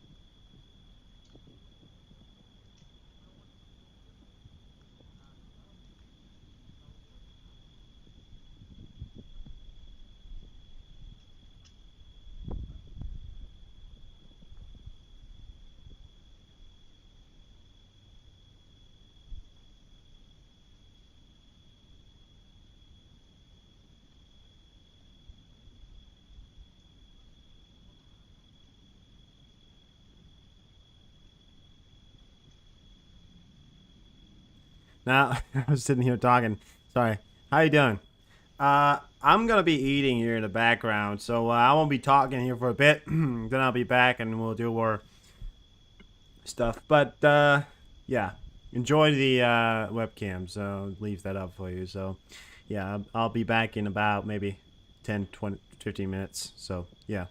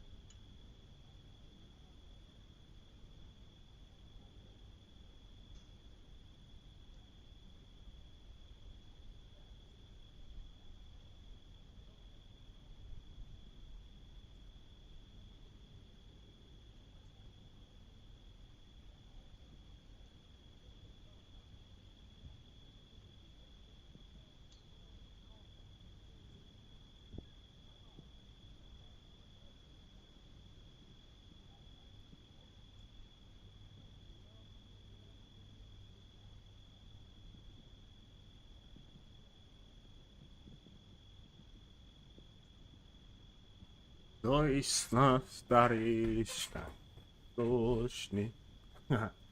Ha. Hold on. No, I'm back. So, oh, sorry, I gotta close the. 1 second.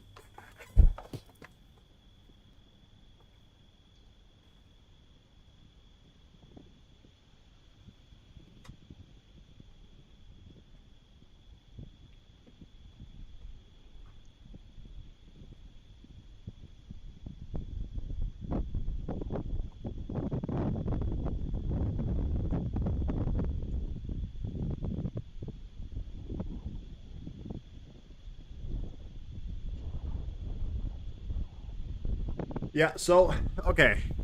News. Let's get back to it. Um,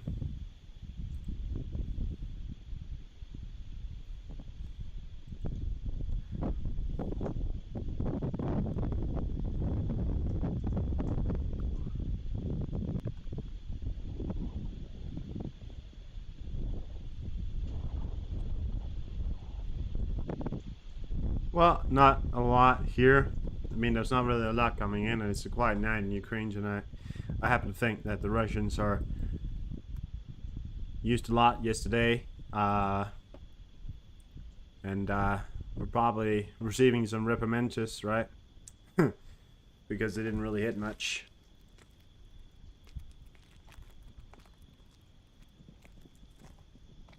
Yeah, the African thing, I mean, we'll get images as usual of dead people lying on the street, right? That's the usual gist. Go around, kill each other for a while, and then you never stop killing each other.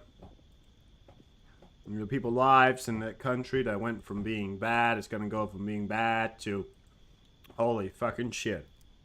And it's sad, stupid, ridiculous. So, yeah.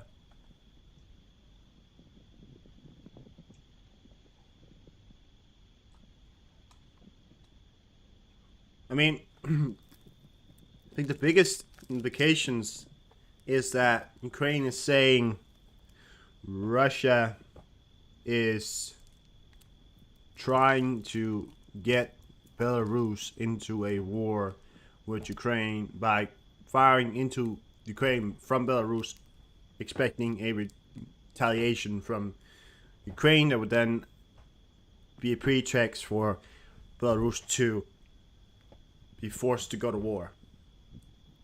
I expect, right? That's what I think.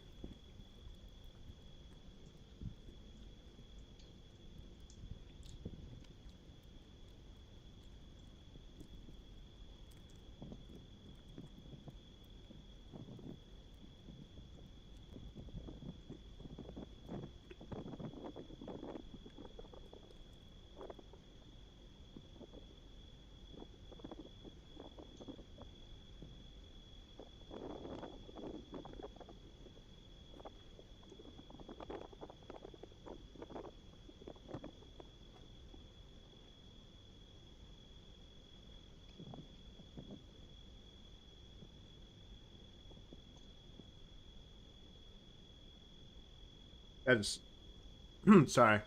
Yeah. I mean, what else is there to expect, right?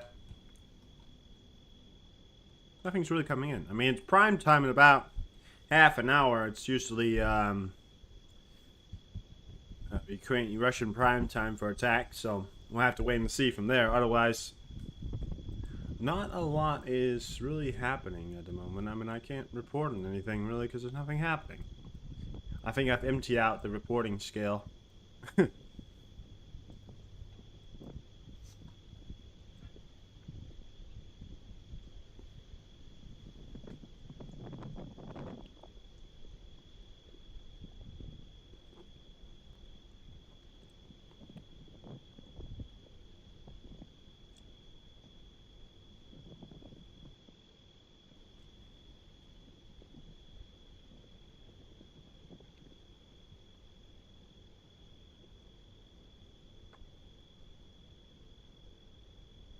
uh,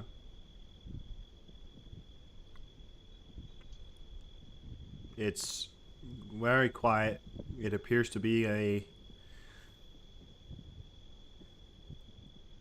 Well, I mean, I think the Russians probably emptied out their drawers, right? And Putin doesn't have any underpants left. They're in the dryer. They're getting ready, but probably not today, right? Can't get them on today.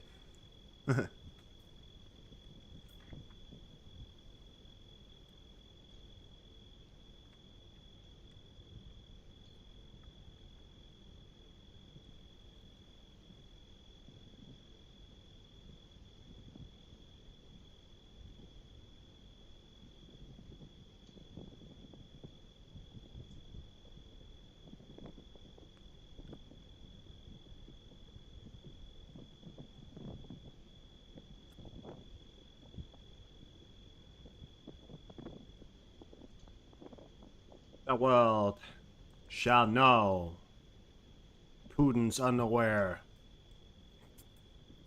You guys know that Vladimir Putin has an underwear line? I think at least he has an underwear line with his name on it. It's quite ridiculous.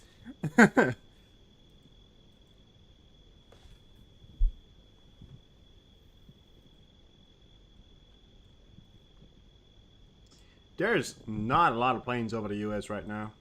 It is Saturday. Well, sorry, it's Sunday. So, expect it, but yeah.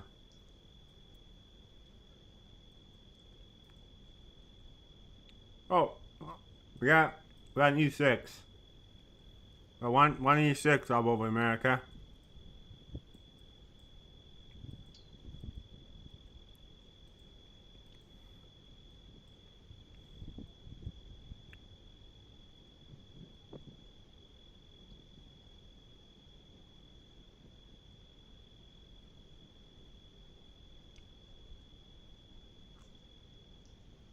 The world will come to fear Russia's underwear.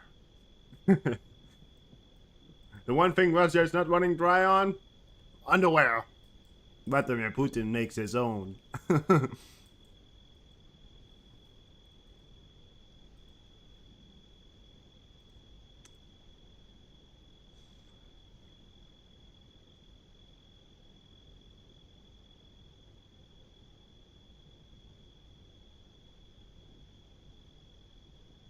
This is Lukashenko's face when he realizes he fucked up.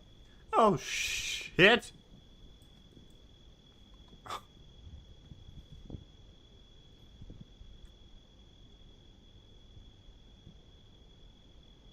Oh shit.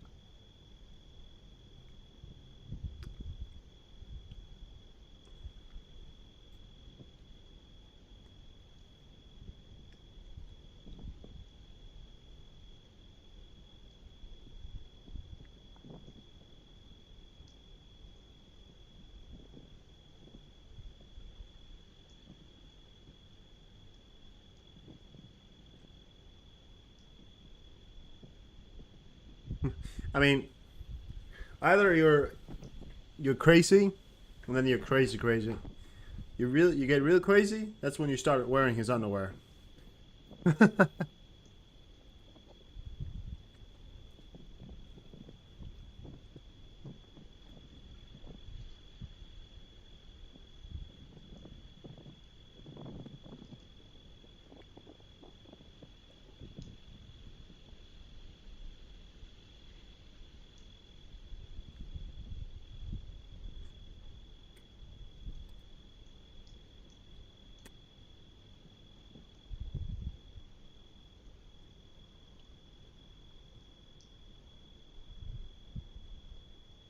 Uh, yeah. I mean, we didn't hear about the whole, oh, tension is getting higher. Tension is getting higher. We didn't hear that since before the war started, right? The last time I heard the sentence, the tension is higher, was before the war started. I mean, at one point, the tensions were so high because every day they said tensions get higher, tensions get higher, tensions get higher, tensions get higher, tensions get higher, tensions get higher, right? Eventually, that was at 1,000,000 degrees high. You know, it's very hot. Right now, still very hot, you know, but it just got hotter.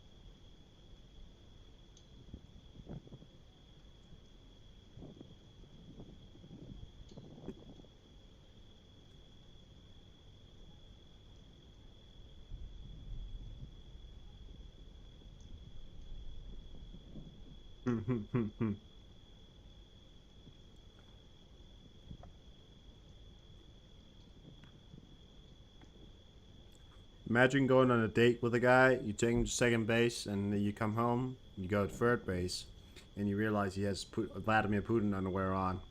What's your next move? Keep going or go home? 99% of people go home.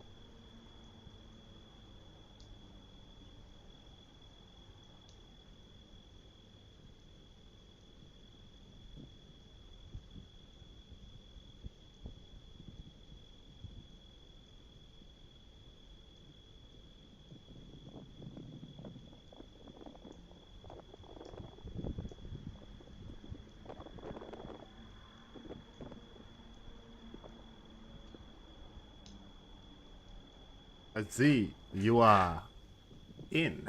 A lot of gas in the area, or smog, or whatever's going on there in Iceland. All right, let's look up what new.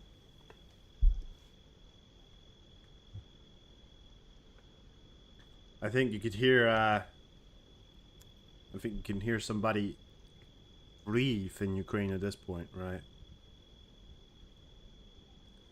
You can hear the air. You can. Yeah, you can do a lot. Couldn't come up with any more.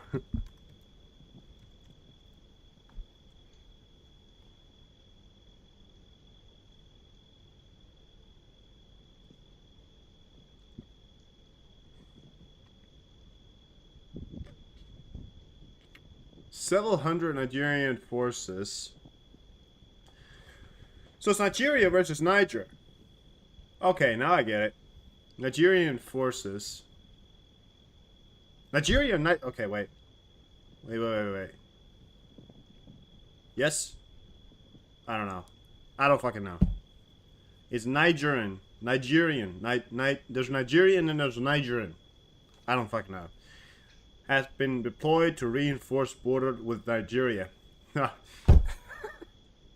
So, Nigerian soldiers have been deployed to reinforce borders with Nigeria and Benin. As if that's going to do a difference. Yeah, I mean, their tensions are high in the area at the moment. Could be a new conflicts. That's what we're talking about.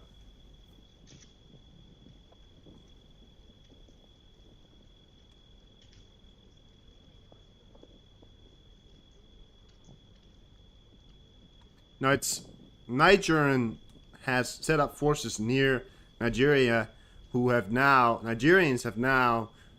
Nigeria has now put up their forces and prepared for an invasion of Niger. Yeah, I think. Severe floods in Beijing after heavy rainfall in China. Let's take a look at that. This is in China at the moment. That's a lot. We're seeing this happening a lot, actually. There's been extreme hail fall in Germany. I wanted to bring that out as well. A lot of snow and hail has fallen in Germany. In midsummer, all of a sudden it starts getting colder. But I said it before, I say it again. It's gonna get warmer until it gets colder. Oh, but look at that. Look at the amount of Teslas. I mean, that's a Tesla right there, right?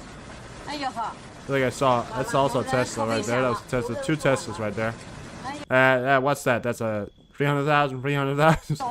That's falling into the rivers. Look, that's another Tesla. That also a Tesla? No. Well, what's it? Oh, there's another Tesla that came in there. Why are there so many fucking Teslas in China? It's insane. Yeah.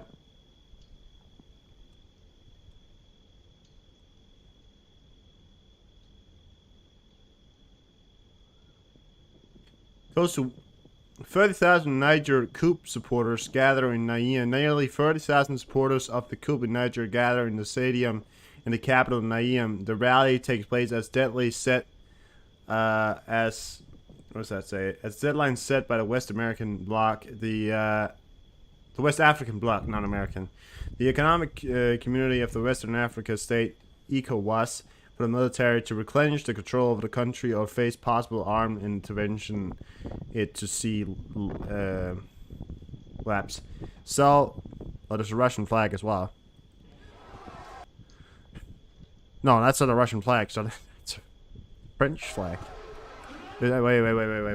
Yes, it's a French flag. Yes, it's a French flag. Yes. Sorry. There's still a lot of people that talk French in Africa. So, to understand the situation, there's a military coup, a lot of supporters. They want their freedom.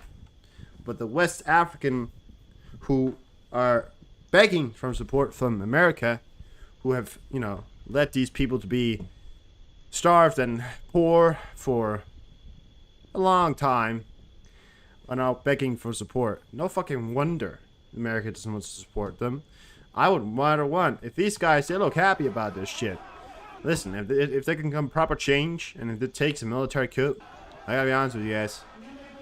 If we can get this to happen, and if it can bring something good, because it's still the 8th poorest country in the world. I mean, maybe it can bring some kind of change. It doesn't have to be military intervention, but maybe it can bring reforms, and that's what I'm saying, right?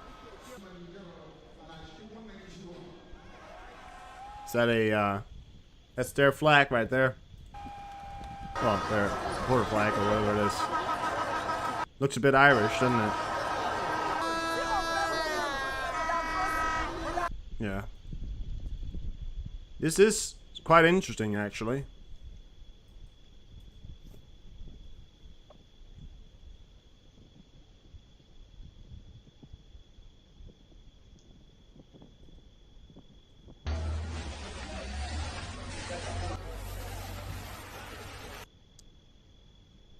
As I said before, snow plows have been deployed in southern Germany. Usually it's summer, and it doesn't in South Germany, not southern. But it usually does not fucking snow in the summer in that part of Germany. But it's still, I said it before, it's gonna get hot until it gets cold. Don't know much about that? Fair enough. This is in Beijing right now, by the way, guys. This is in Beijing right now. Look at that. Look at the title right there.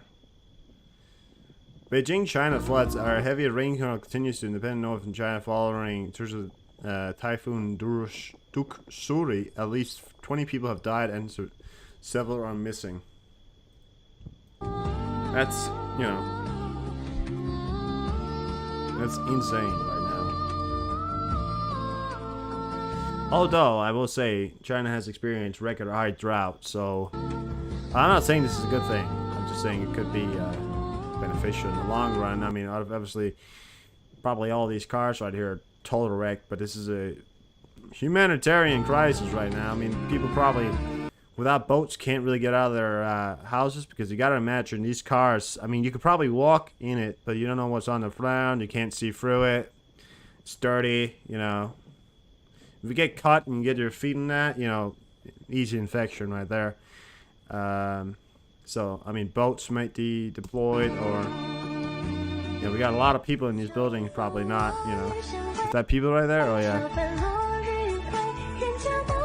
They're just standing up against the flood. We're trying to get it to flood out.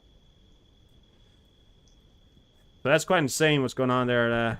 Hopes and prayers for those guys to get that going. To get that out of there. It's happened before. It happens quite often, I would say, actually, but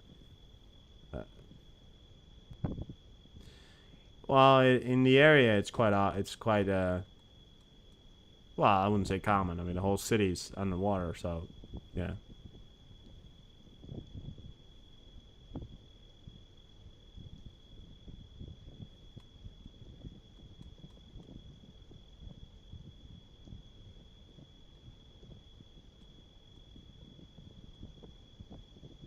What else? Yeah, so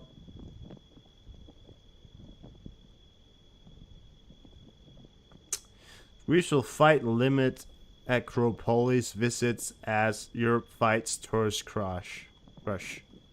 Yeah, it's hot and people don't want to travel. I mean, it's been inflation and everything. People don't really have the money for it.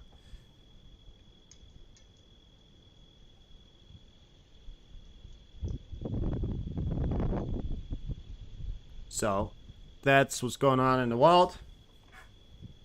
A lot of things going on in the world, but it'd take me too long to explain everything. Major news, right? That's what the major talks are about at the moment.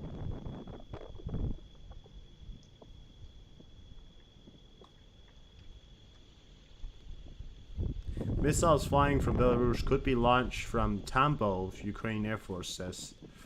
Fair enough. Russia have recently raised new concerns about possible provocation. Yeah, we know that. It's quiet. Real quiet, isn't it? There's nothing coming in right now. Really? I mean, nothing right now to report of. What else is there, you know? Sit here and talk. That's all I can do.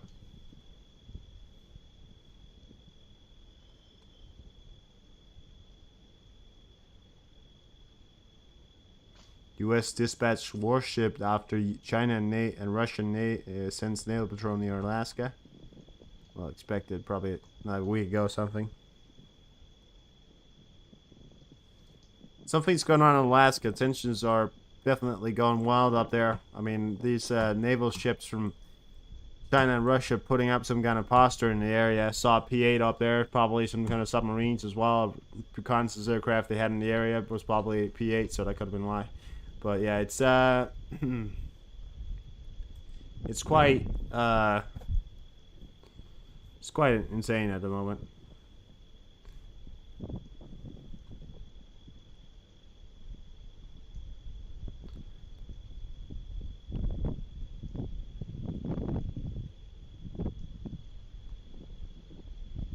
What's your thought as a American on the recent relaunch of the Kennedy family into the office? Yeah, I know that the man, who's his name, Kennedy Jr., what's his name?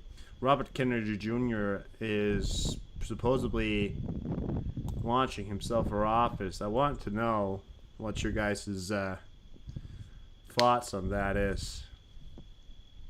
I mean, the past Kennedys were alright, you know, but I will say that I've seen many questionable tweets from that Robert Kennedy guy.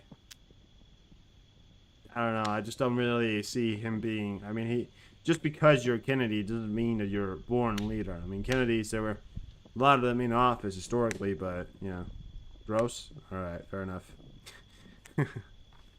China and Russia needs to, need to back the fuck off. Nah, I mean, we have, what? Kennedy, right? I mean, what's his name? John no, John. What's it?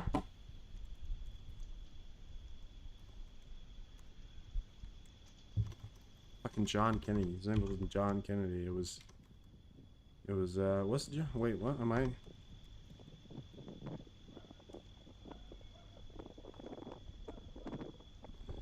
Oh, wait, no, it was John. Yeah. John F. Kennedy.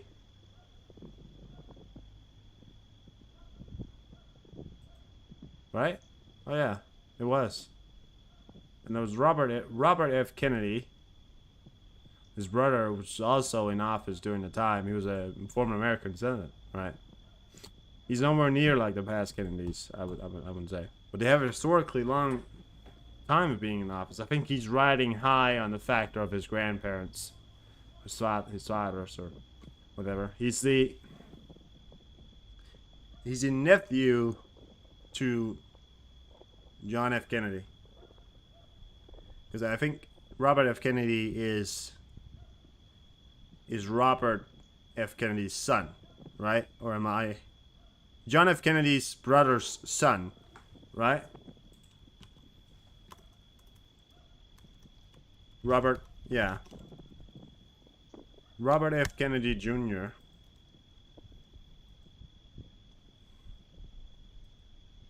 has, oh, sorry.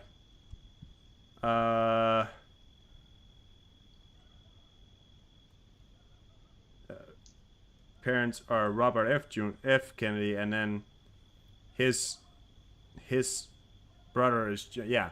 So he's John F. Kennedy's nephew, but yeah, it's, you know, can't stand him. No, I mean he made it all questionable. I mean, by the way, he can't talk, which is one thing. You know, I'm tired of the whole, we don't care about the presidents being able to talk. We don't care about if they can walk. What kind of fucking, I mean, can't we just get someone who's able to fucking walk and talk? Or walk, or, you know, be able to talk. I feel like the only thing you really have to requirement is fucking talking.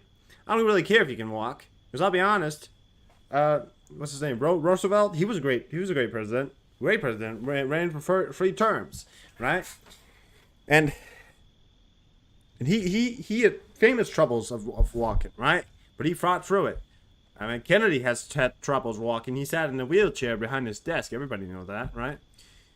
So if you can talk, probably talk. I mean, I'm fine with me, right? I mean, he can barely talk, and his body. I mean, he has a great body. Let's be honest, right? But you know, I don't really care if you can walk. Doesn't really meet the requirements. I mean, look at. I mean, right now you have a president who can barely walk and can barely talk. You know, yeah, about to say Biden can barely walk or talk. You know, I want you guys to be able to have a president that can talk and walk the talk. You know, doesn't have to be able to walk, but he has to be able to project some kind of power. Right? I mean, he's the fucking United States president. You know, just yeah.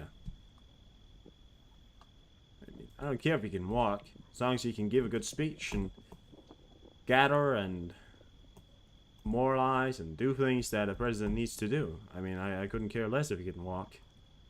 It's what I meant to say. But, you know, I wish you the best. Yeah, maybe one who's under 60 would also be great, right? Maybe one who's not 70 could be great. Maybe just a bit under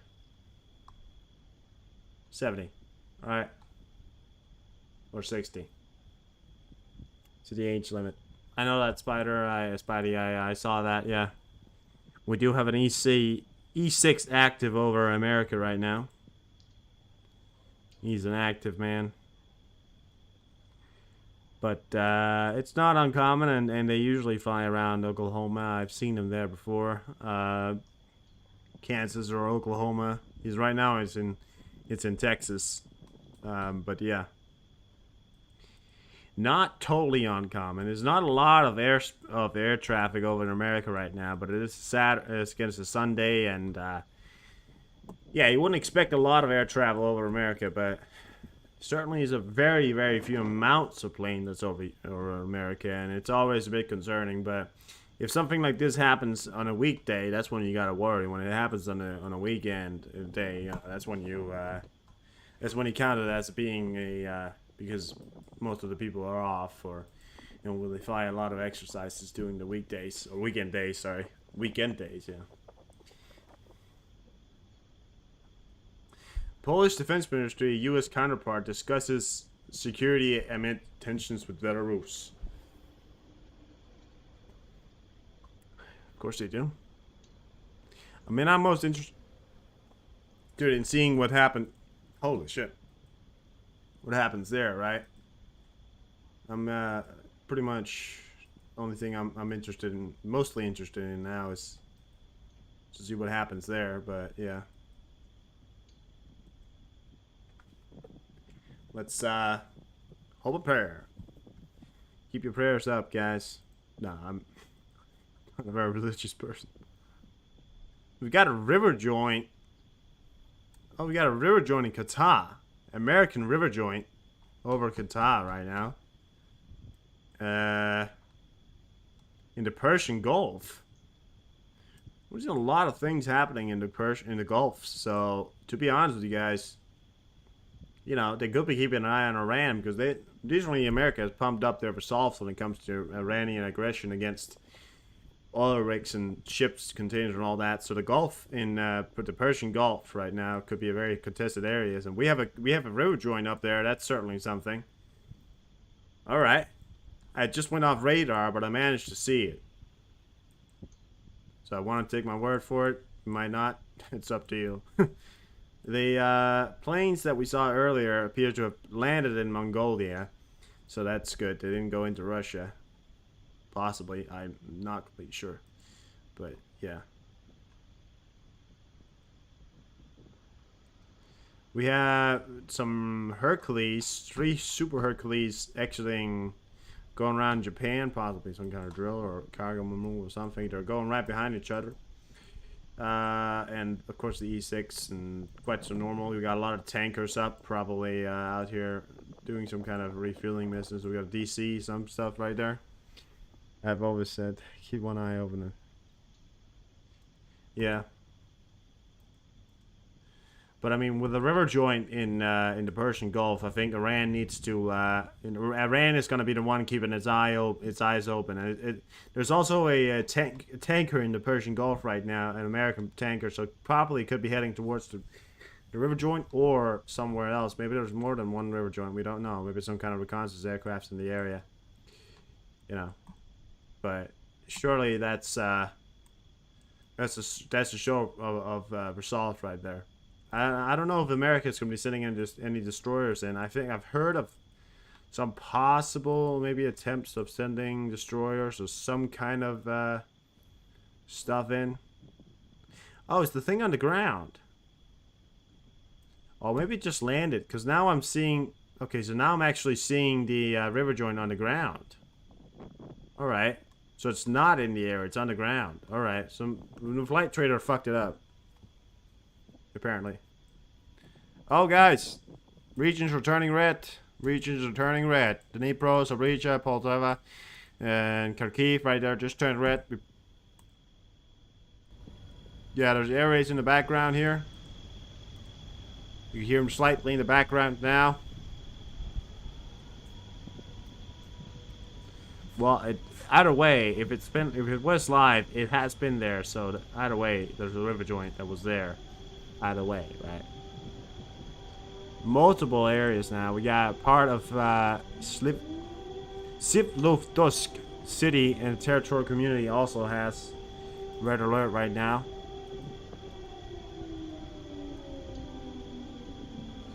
Alright, guys, here are prime time as well. It's about 2 a.m. right now. Keep an eye out, see if there's any reports from anybody. Well, I got good hearing, sure. I mean, or these things are so fucking loud, right? The Nesk is on as well. See if there's anything from Olga 18 hours ago. No, nothing recent here from Olga, so there's not any any sort of things going on there. I'm gonna check out Flash or its Defender. Maybe there's some kind of cruise missiles right now.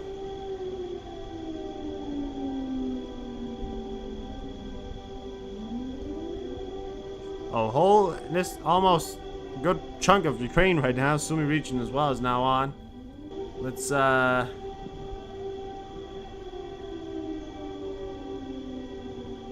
alright. Haven't seen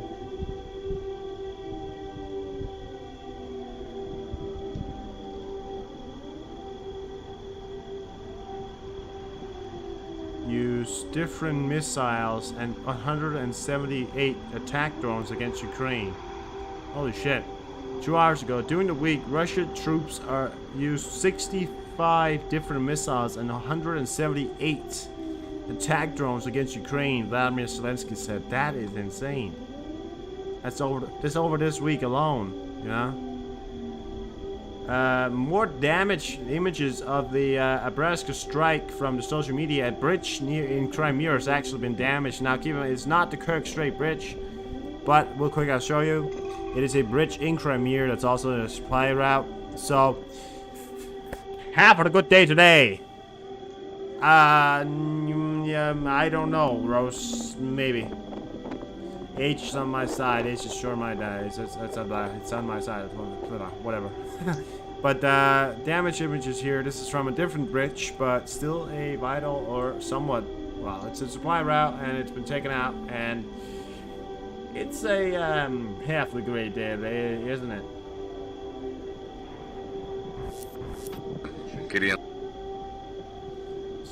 So, okay, nothing from anybody right now as to what's going on here. We'll probably see maybe the air defenses are working as they have been over time here.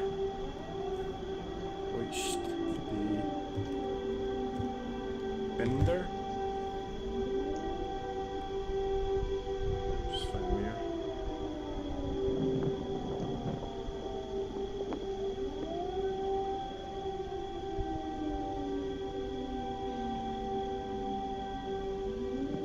Anything. It's now 12 a.m. in Niger, meaning the equal ultimatum for the military junta in the country has expired. There will likely be an official statement made by ECOWAS within the next few minutes to hours. So what he's saying here is that there might be a statement from Niger, the ECOWAS joint, I think it's a joint military operation, whatever the fuck it is.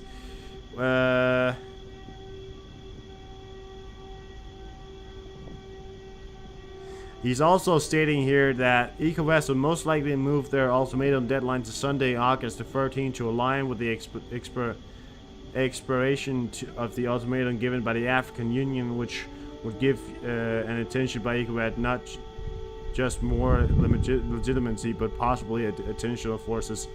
So it's a bit conflicted here. The ultimatum that they've given, back down, I think it's the ultimatum, I'm not super sure. Supposedly it's up now. This was 34 seconds ago, so quite recent, 1 minute ago. This was reported, so yeah. A spokesperson for ECOWAS has told Routes that the organization will release a statement at the end of the day. There will be a statement from ECOWAS probably during the day. I think we've already maybe watched that or something. But yeah, something is happening here in Niger now, and it could be quite huge actually. A military intervention from Nigeria could be at any minute here. and by Benin. So, what kind of war that is, there's certainly, very possibly, going to be happening something there. So let's keep an eye on that. More regions here. Regions have turned on here in Ukraine. Good third of Ukraine here, but not appearing to be too much happening. Air defenses could be holding the threat off. Multiple cruisers or anything like that. Gonna pass out again. How you doing, ball? Ball the door. Ball the door. How you doing, gamer? So apparently Niger and Aviation could be going to war here any seconds and giving some kind of ultimatum to, or some kind of thing to,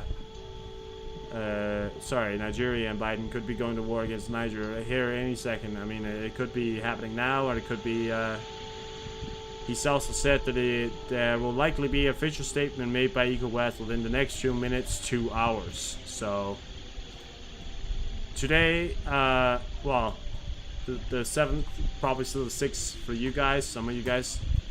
But today's supposed to be some kind of intervention or something. These airways are not turning off right now. Something is certainly going on. We see lots of aircrafts in over Alaska right now, actually, somewhat. I mean, so most of them are cargo ships.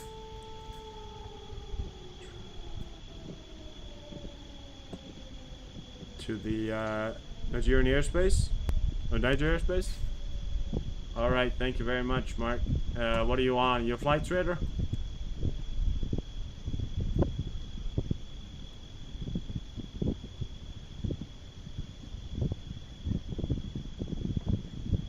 You talking about the British Airway?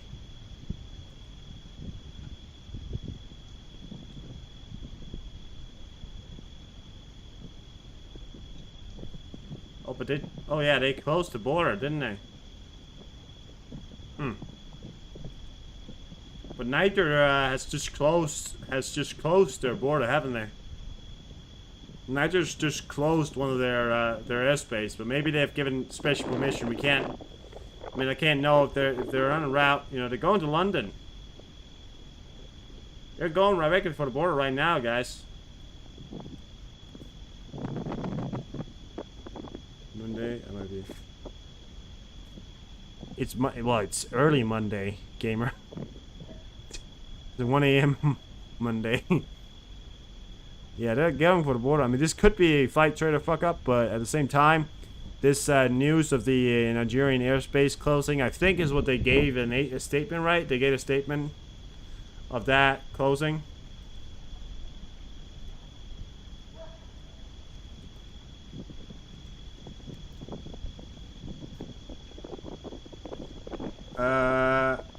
From Flash here, the newer 40s of Niger announced the closure of the country's airspace 1 hour ago. So the country's airspace is closed. So what the fuck is this plane doing? They gotta be turning around. What the fuck are they doing? Have they not received the news? There you go. There you go. It's right there, and now it's a cross. It's over.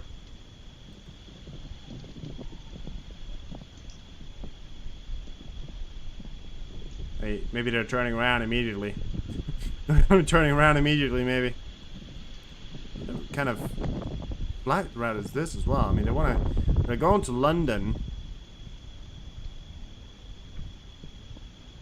They're doing some kind of weird curvy, oh, are they turning around?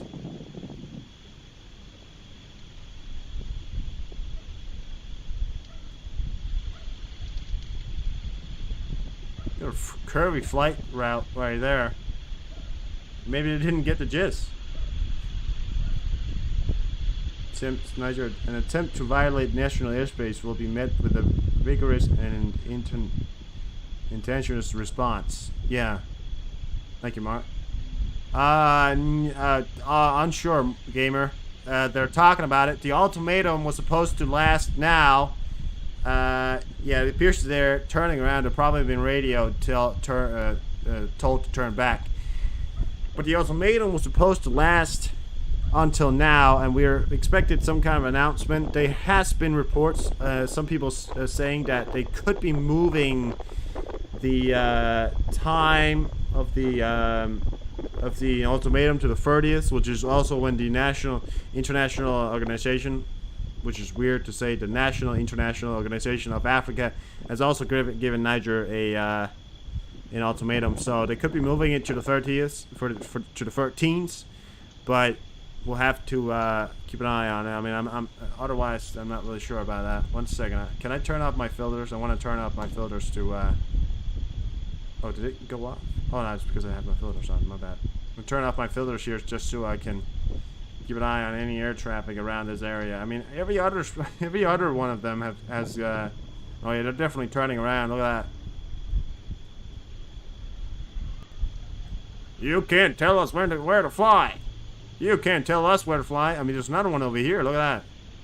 This one's also gone into the airspace. Look at that.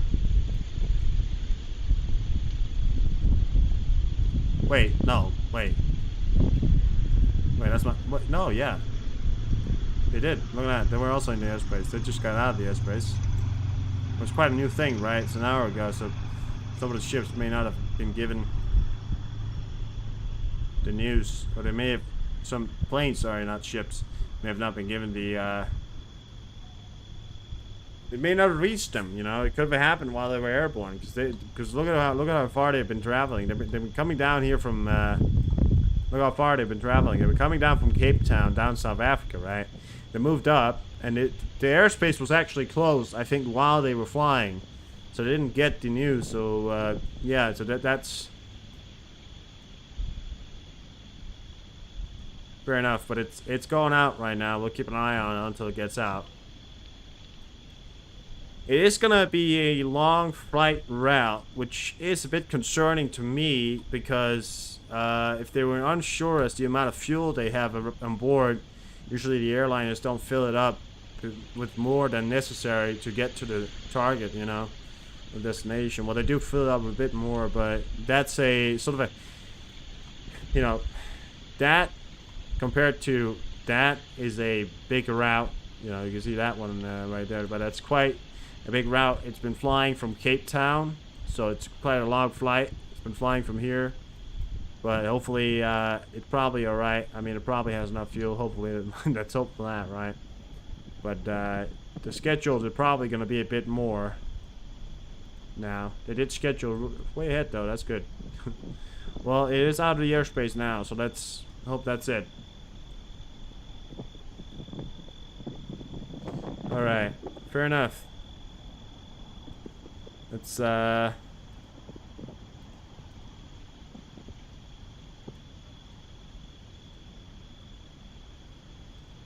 that was interesting.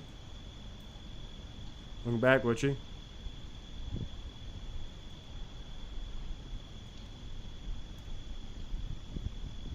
What the fuck?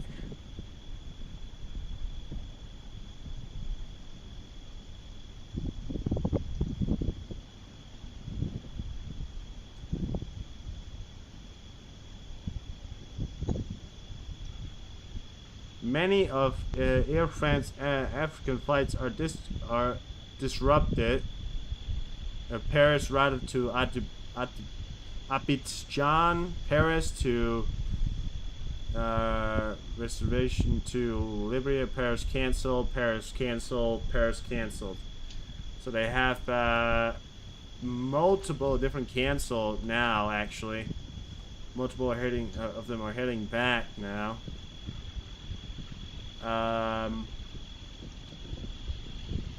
Interesting. Something's definitely going on here.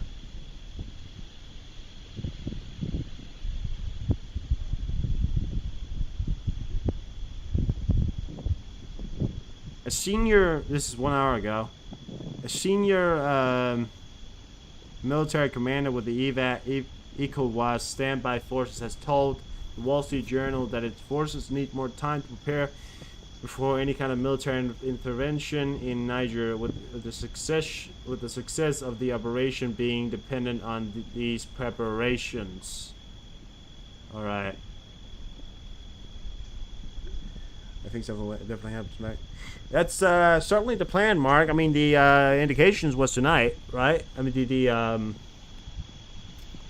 the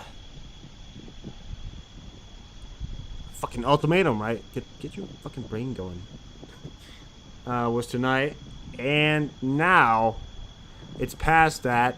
There has been some concerns or some talks about it being moved, the ultimatum being moved, but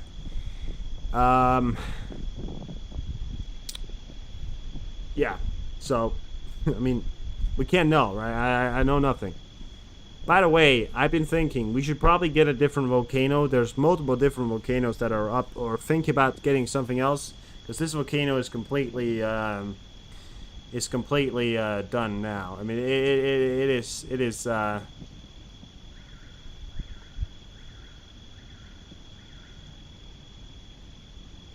is completely sealed itself off, and it's now no longer erupting at any point. I think it is tired and done. So we will get probably something else up there. I'll have to think about that. I'll keep that up for tonight, and then I'll get something else up there, maybe eventually.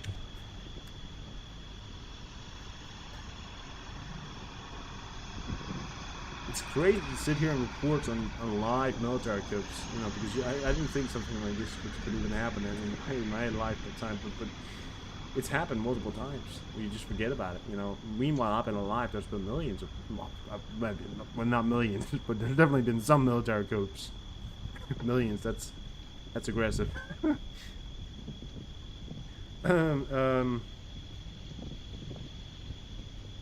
was I thinking? Oh, yeah.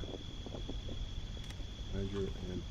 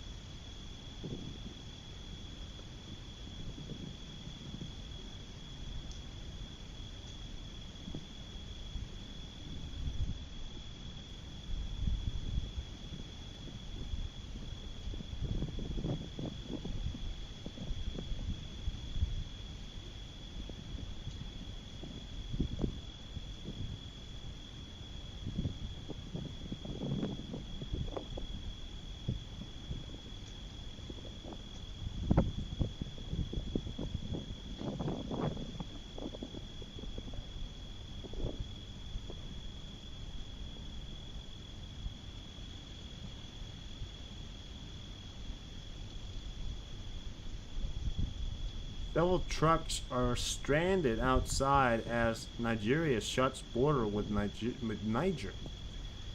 Yes. Appears to be what's happening.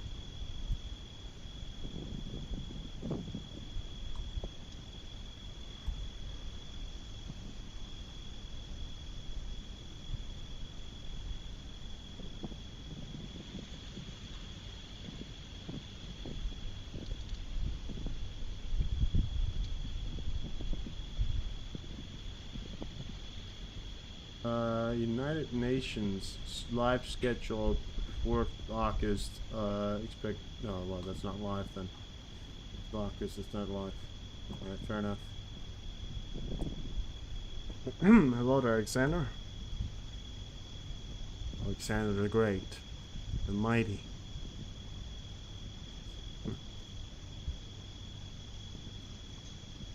The Mighty. Alexander the Mighty. Well, I am gonna be right back.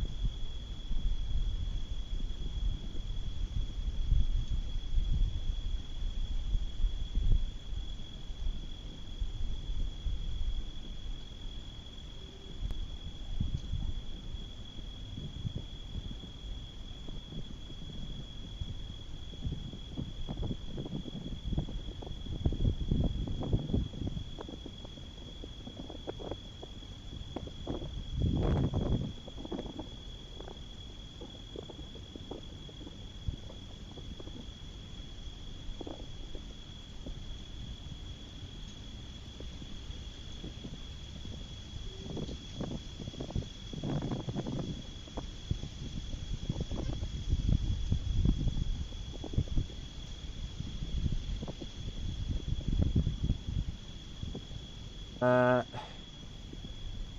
shit, you guys talk. I don't mind aliens, I just don't want to have aliens finger up in my Stargate. Jesus Christ. Fun fact, today is the day we drop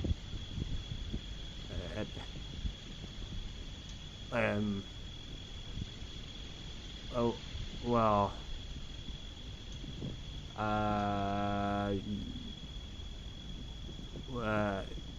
congrats. Should we be celebrating that? I mean, we won the war because of it, right? But I don't know if it would be very, you know, appropriate to celebrate it. Well, hold on. There's so much fun fact, more of a. We'll say it's so much of a fun fact, more of a fact. Oh, Voice Defender is talking to a lot of people. No, I wouldn't call it a fun fact.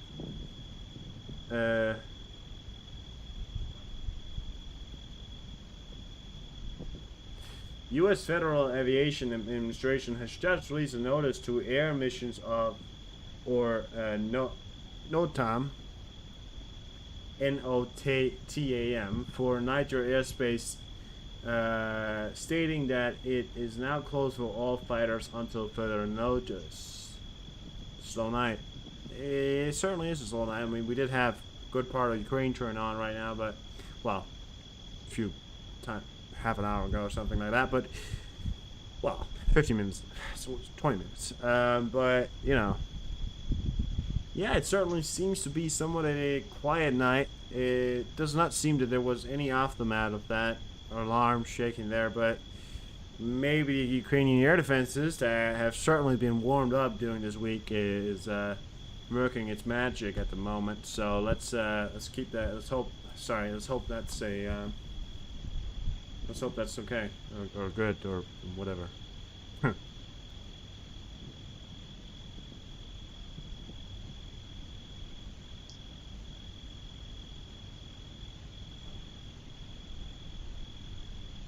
Well, yeah, exactly. I mean, Mark, the range that a commercial air flight flies at outmatch anything that the Nigers could possibly bring up and shoot down. I mean, I don't think any systems in Niger could do any damage whatsoever to that.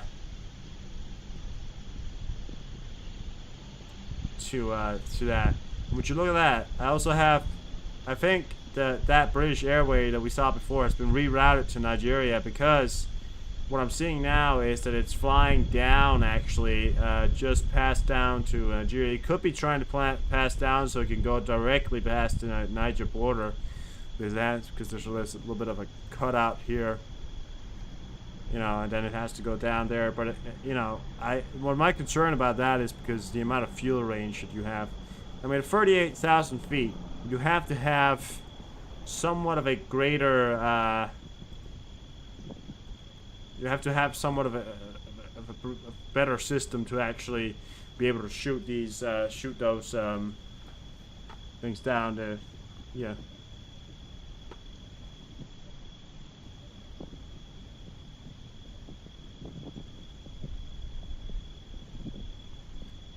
I doubt it, Witchy. I doubt it. I mean, I don't think humanitarian. Sorry, 1 second.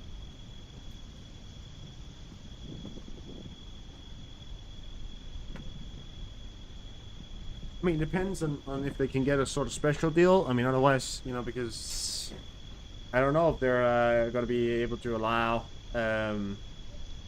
humanitarian missions to go through. But we'll have to see, of course. I mean, we can't know that.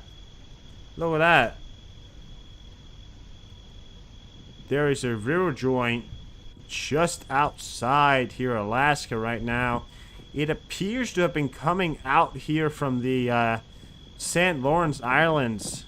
Lawrence, whatever you want to call it. By the way, those areas in the back are all clear areas. Just want to say that. What appears to be coming from the back here, and it's also appearing to have climbed here, taken up some speed here. So it's certainly been flying out here, and this is, of course, I believe, to respond to those naval ships coming around. I think what we're hearing now is all clear sirens. Sirenses, possibly. Yeah. 500 million a year plus from the US. Yeah. Maybe. I mean, if you're a power that's struggling, you're probably gonna let those 500 million come in, but at the same time, we can't really, we can't know, right? Humanitarian things and stuff like that have famously been quite challenging because I gotta be honest with you guys, saying that that Africa has borders, you know, it has a official border, but you gotta remember that it's very loosely, you know, and the border incursions and wars that you think the way we fight wars, are usually not the way that you know they fight wars in Africa, because it's incursions and it's squadrons and it's inside organizations and it's, you know, and it's bombs or different kind of things. They don't really care about blowing a lot of stuff up because they don't really have a lot of stuff, right? And then they have I mean, the way, of course, you know, you gain ground, but the way that we fight a war compared to how they fight a war is, it's very different, and that, you know, I think that doesn't really require an explanation as to why it's different.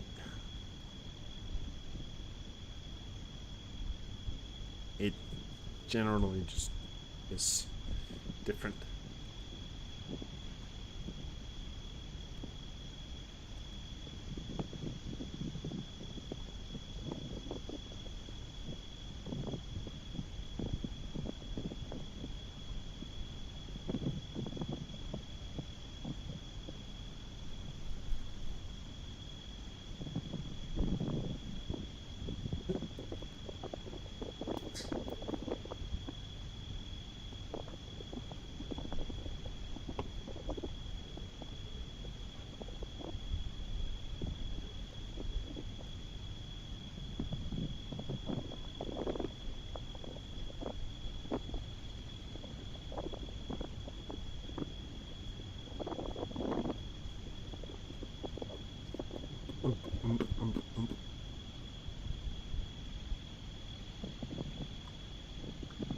Yeah.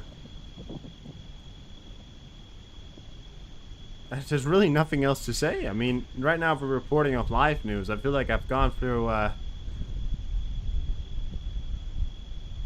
whatever news there is. Really, I can't think of any more news to report of at the moment. I mean, I really, I mean, I can't. You know, it's just, yeah.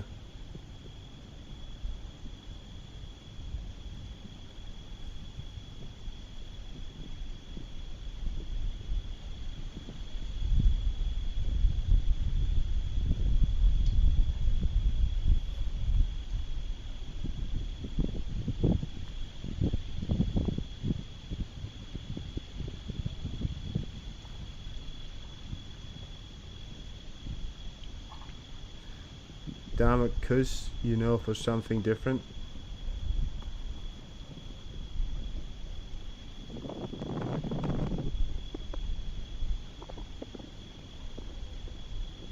Airstrike, where's what?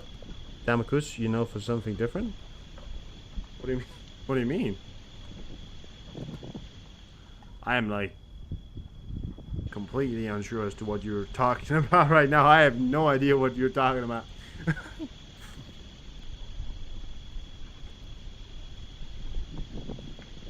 Wait, that's a, oh, Damocus, that's in, well, that's in Syria.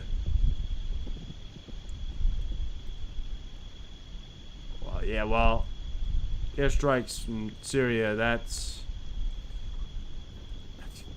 I mean, it happens every day. It's not really a indication of anything, really. I mean, seriously, people talk about Syria, people talk about Afghanistan, you know, all these countries with internal conflicts inside them, and I'm like, you know what? I really, like, I don't really care. Like, yeah, you know, because they're always unstable. They can never figure out how to be governed, you know. I mean, it's kind of like the French. How do you govern a people that doesn't want to be governed? You can't. You don't. You know.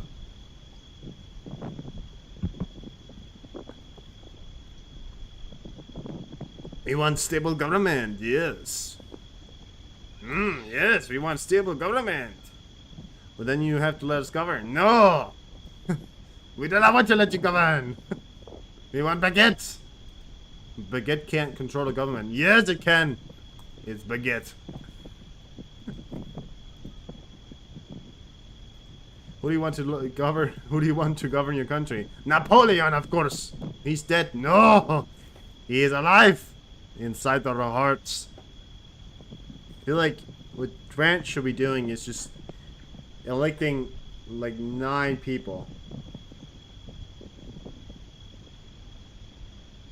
Kids. Oh, all right, fair enough. You be back. You be back.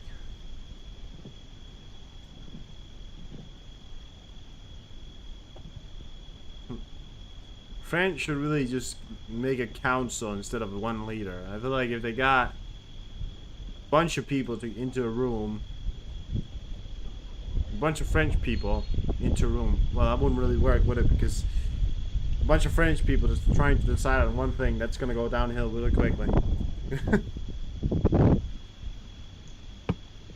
You want this? No, I want this. No, I want this. I want this.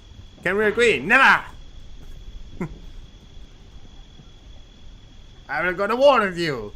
You are in France. I don't care. I will fight you on the streets. And then Winston Churchill pops in the room. And I'll fight them on the beaches. I'll fight them in the streets and in the hills. We shall never eat baguettes.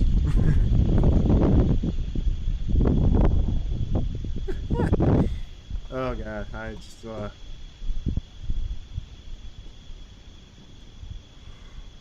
the French people shall once more eat baguettes.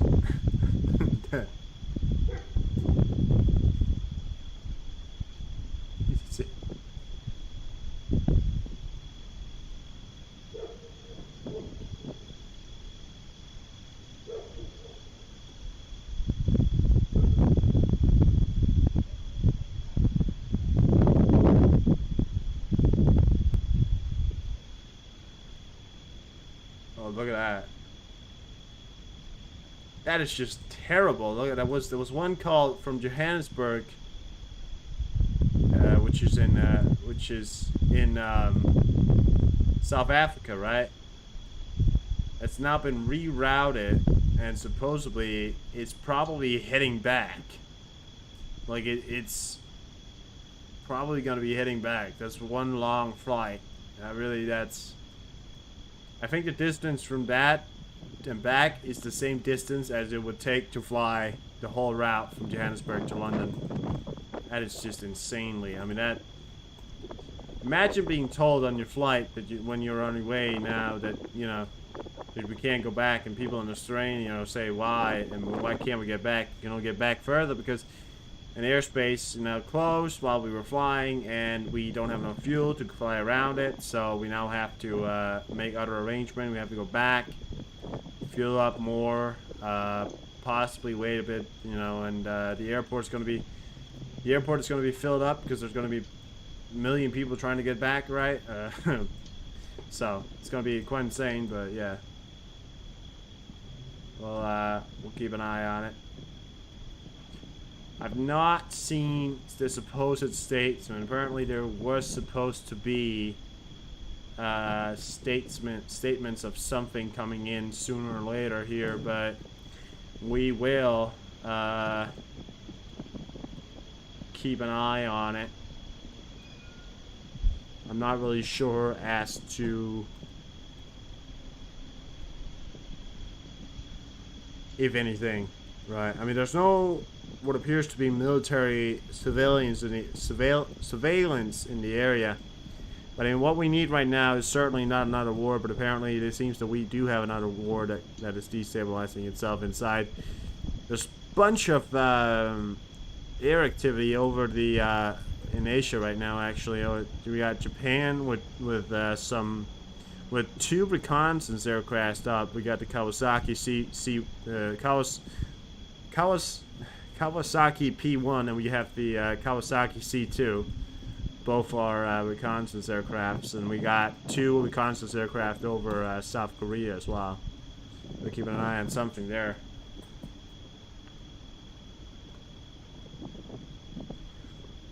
What we are waiting right now is official confirmation if as to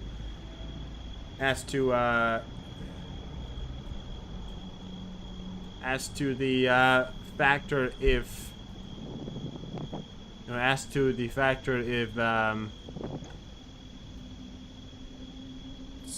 well, war's gonna start, or if they're postponing the ultimatum to a later date. That's what we're waiting for right now.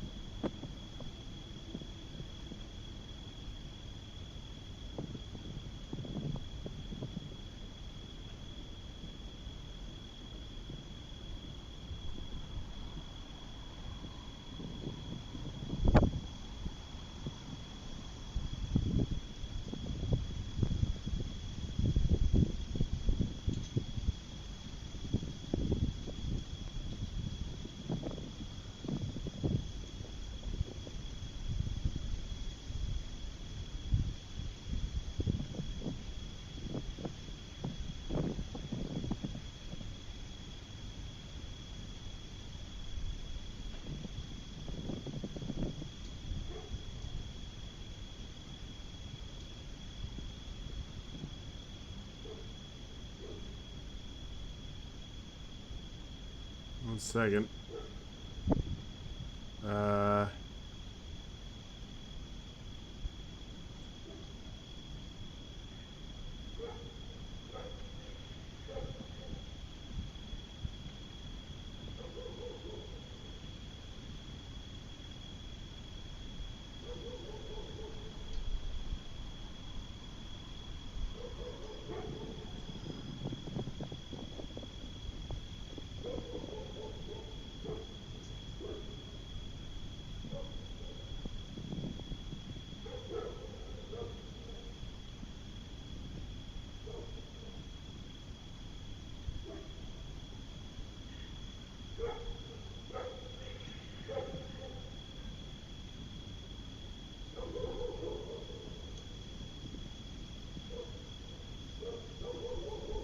Alright.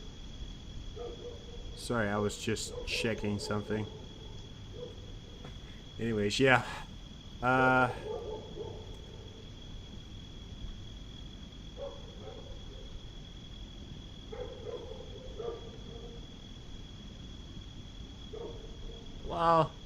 yeah, I'm sure, Bryson. But, you know, we have to stay optimistic about it. You know, we can't just go around stating that the war's gonna start. War starts all the time. Message from the aircraft communication addressing and reporting systems of ACRAS appears to be directing any flight that have routed over Nigeria to return to or originating airports due to the NOTAM regarding a situation in Niger. So they're regarding explosion heard in Syrian capital of Damascus. Israel aircraft Israel aircraft appear to be conducting airstrikes near the city. Air defenses are requested to be active. All right. Israel is apparently conducting some kind of airstrikes. Fun. Of course they are. They couldn't wait.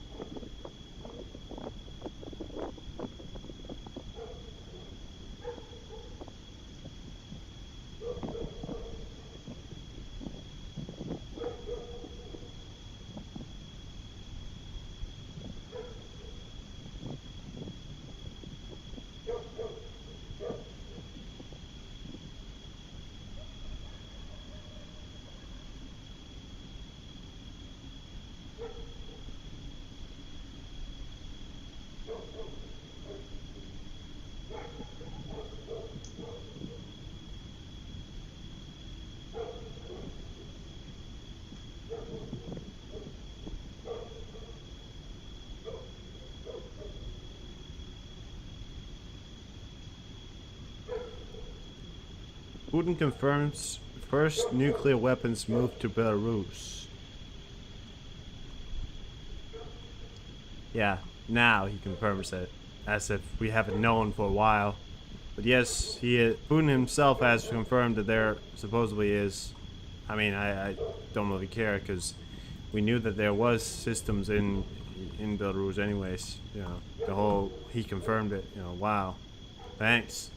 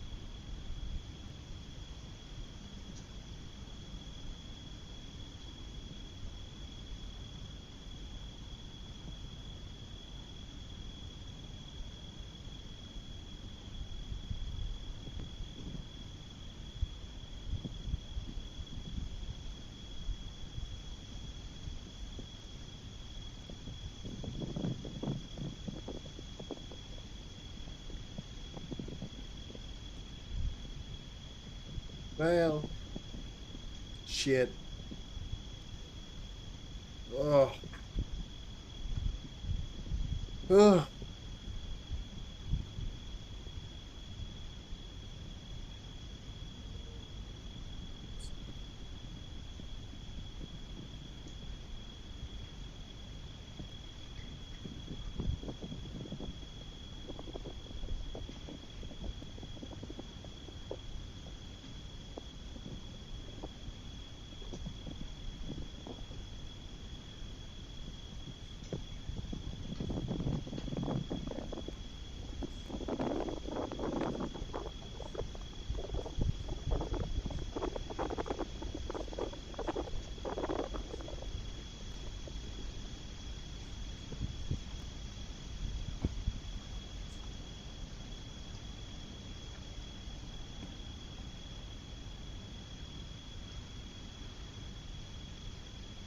We got, we have a plane from Jordan, or, well, it's owned by Jordan, but it's not from, it's from Qatar.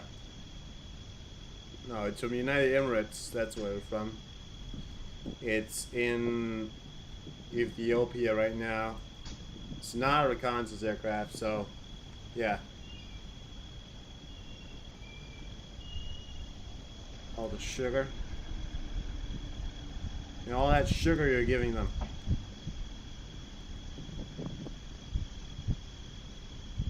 Oh, the sugary minerals. Minerals.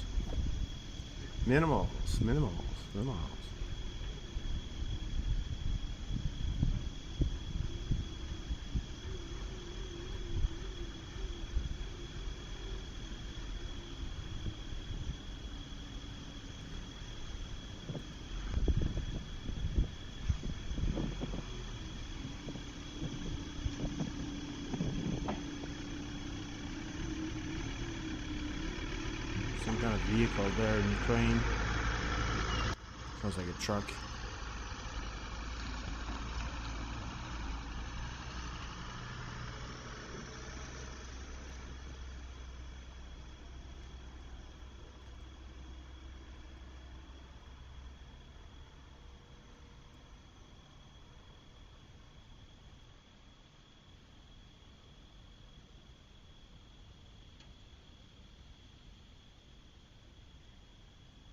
No, that wasn't a tank.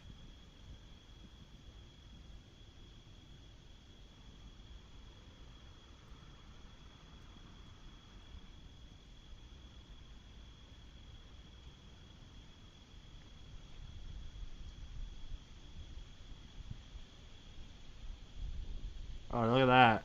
There's now a river joint in the Persian. Or, well, it's over Qatar. Now it's what? Ground speed, 160. It's taken off. Yeah, now it's taken off. There's a river joint taking off from Qatar right now. Probably heading into the Gulf. I mean, that's what they've been talking about, you know? It's one of the scenarios, and it's getting intense. I gotta be honest.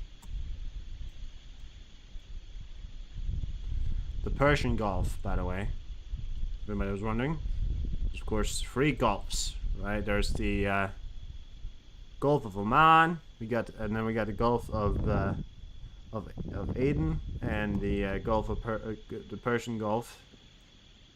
Is there any more? Wait, is there any more Gulfs? They're the eight. No, the Gulf. There's probably more Gulfs. There's a Gulf Stream. You got the Gulf of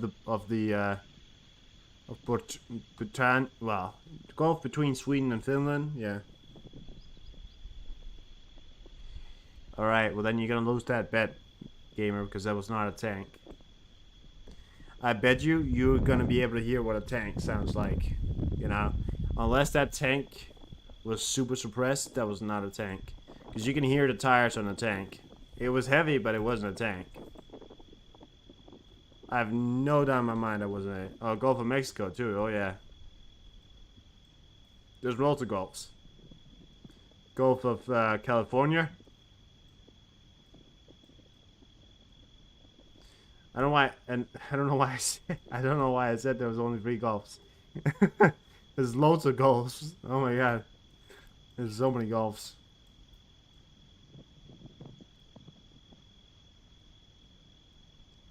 I swear to God, I would bet a lot on that. The Gulf of Thailand. Oh my God. I would bet a lot on the fact that that was not a tank.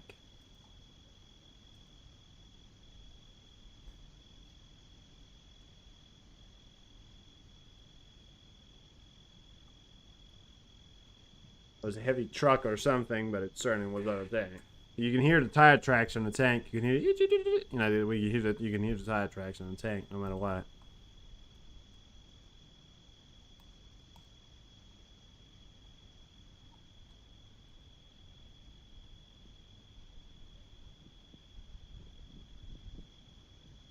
I am about 90% sure of the fact that that was not a tank. I mean, you can go back.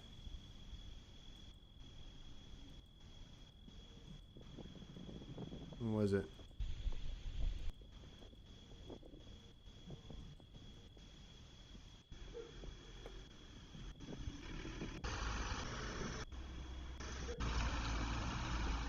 First of all, listen to it. You can hear the tires.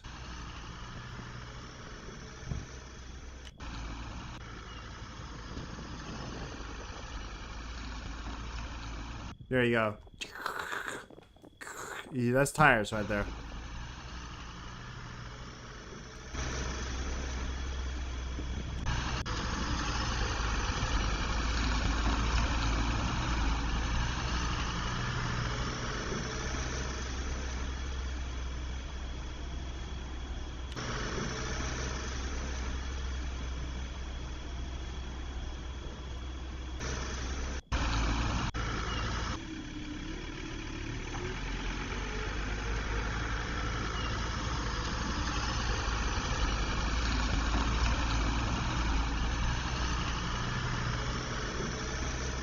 I am pretty sure that's not a tank. It's big, but it's some kind of old truck, maybe.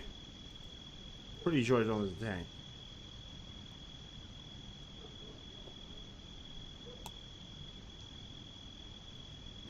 I could be wrong, but I am like pretty sure it wasn't a tank.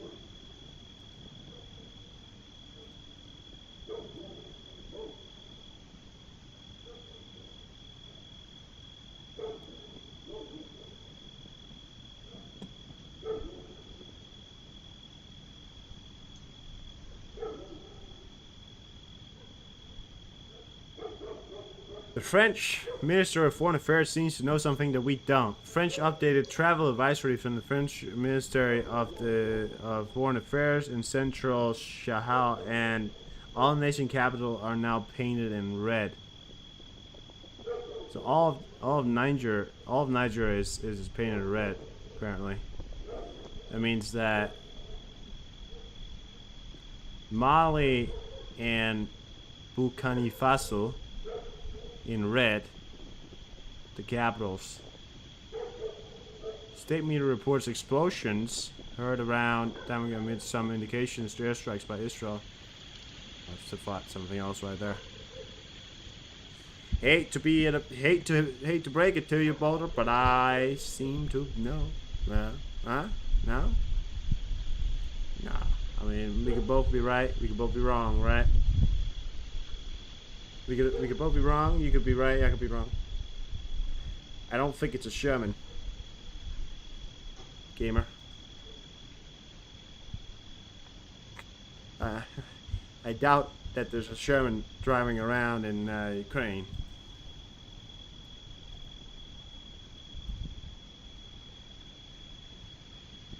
There's...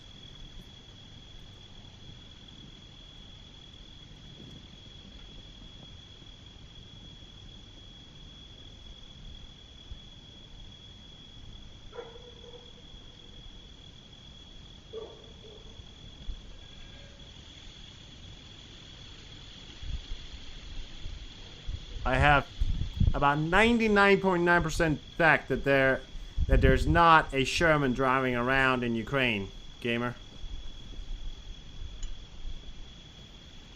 And you should know that. You're in the military. The Sherman was built in World War II.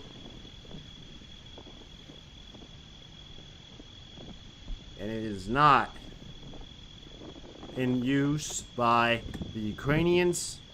Neither is it in use by the Russians. Because it simply does not... It is simply not in service anymore. And the Russians do not have access to Shermans. Old Shermans.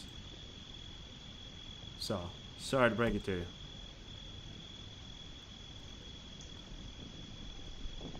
Sound like a diesel truck. That's right. Well, let's not make a big fuss out of this, man. Let's move on. Doesn't matter.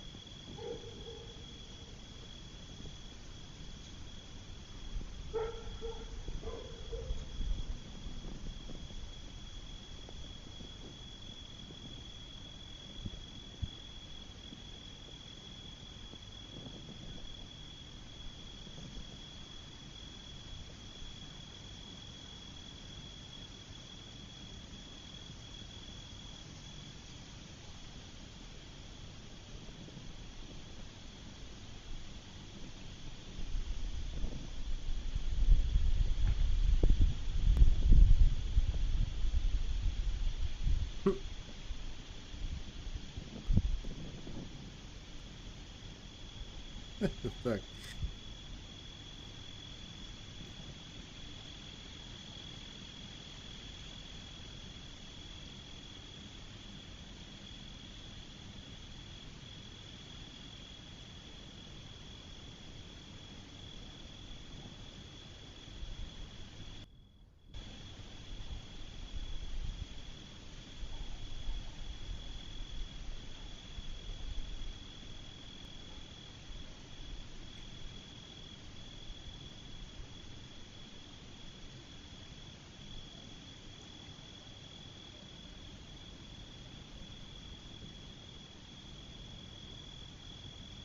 There's a plane, Lockheed Martin Super Hercules called XXX. That's a very inventive name they came up with there.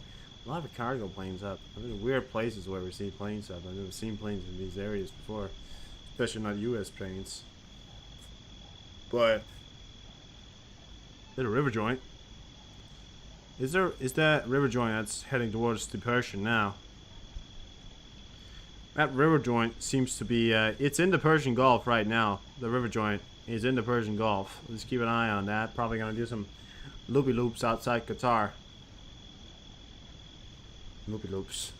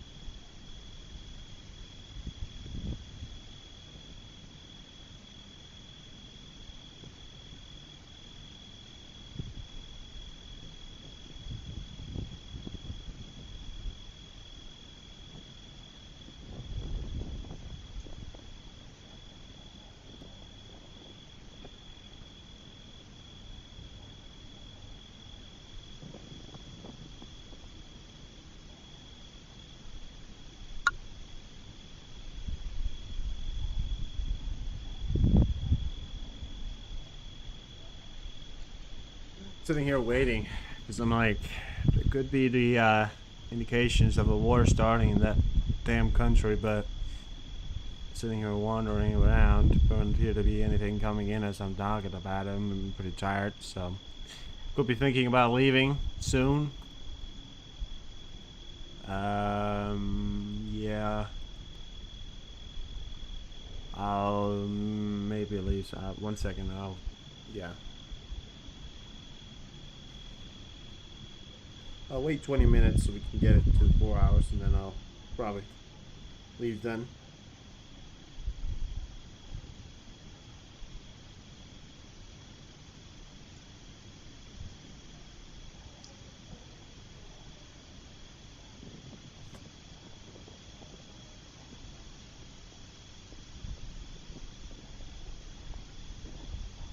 Oh.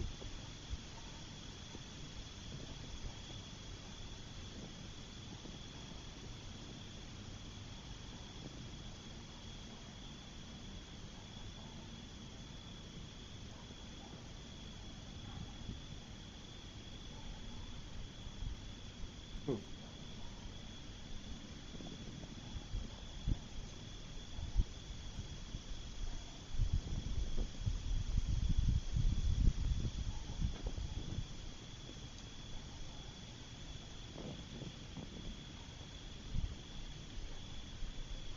Yeah, this is the thing.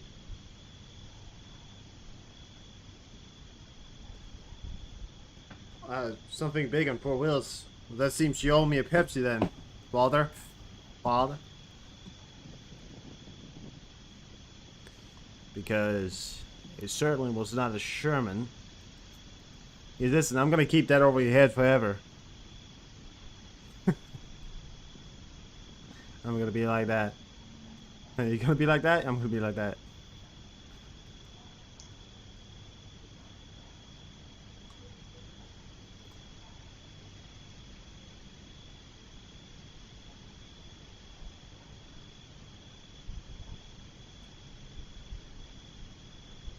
Oh, this shirt I got on is terrible. How you doing, Bond?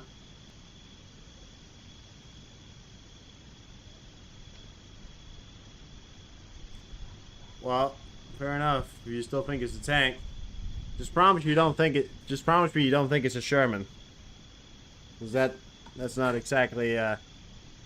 Don't go around saying that to other people.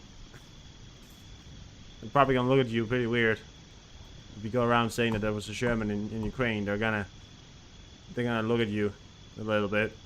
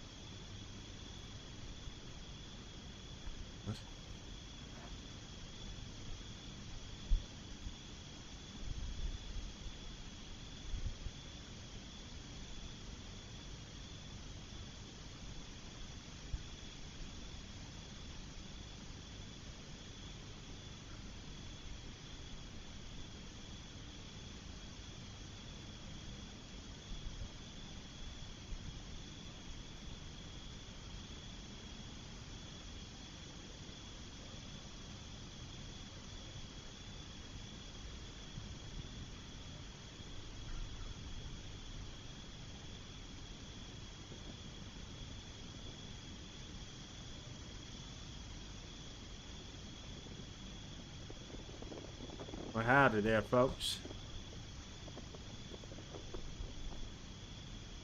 We got a Kawasaki C2, that one, but that's a...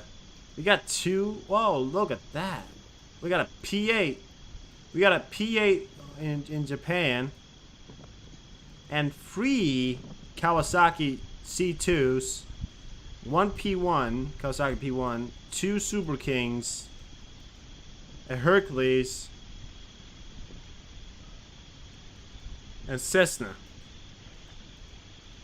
If that doesn't spell exercise or something's going on, I don't know what does.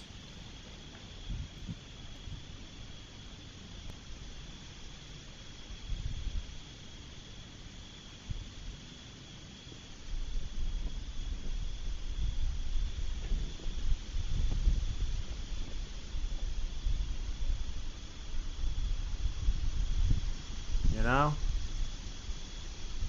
If that doesn't spell shit, I don't know what does.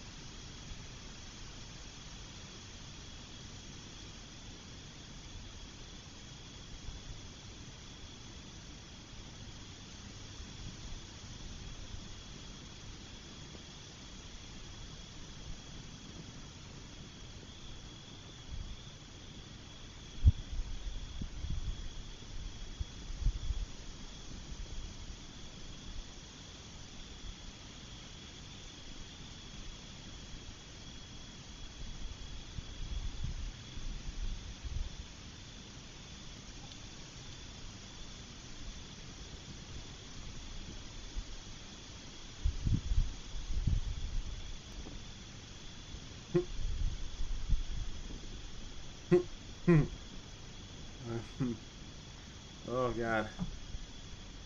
Why does the world have to be like this? I mean, I barely made it into my adult years, right? I don't even think I haven't even made it into my adult years yet. You know, and the world has to go to shit just because. And I don't know why. It just seems to me that it's a little stupid, isn't it? So why go to shit when you can be good, when you can be happy, when you can go home, go to sleep, just be nice, you know? Feel nice, be nice. That's the new fresh that you get from the truth. That sounds like an ad, right?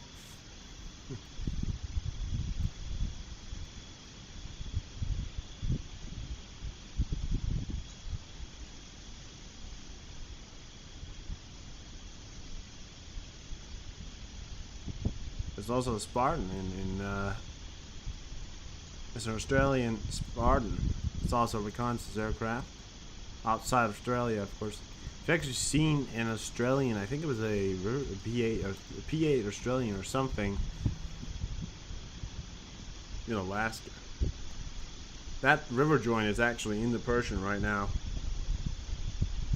It's there. The world has a sick sense of humor. Hey, you know, maybe I was meant for this, you know? Maybe the reason why I'm here is because we got 3 Globe Masters like in line right now. I wonder where they're going. Look at that. 3 Globe Masters in line right now, pretty much. Heading down towards Turkey, at least one of them is. Probably, that doesn't appear to be going to Ukraine, maybe towards Niger, or whatever the hell is going on here in Syria. Apparently Israel is attacking. Well, maybe. Apparently it's doing some sort of intricate attack, or how you could say it. But yeah, they're definitely moving something. I've seen multiple amount of tankers and reconnaissance aircraft all over the place. An E6 up just before.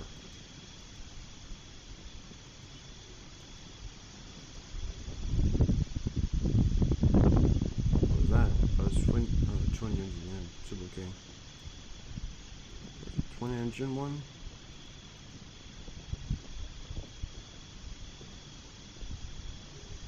Is that a twin engine? They got two propellers, right? Twin engine. Where's that? You know, one of the first designs for those Super Kings and those aircrafts when they got those two propellers right there, kind of looked like those. You know that plane that had two planes that was flown by two pilots. That sort of plane.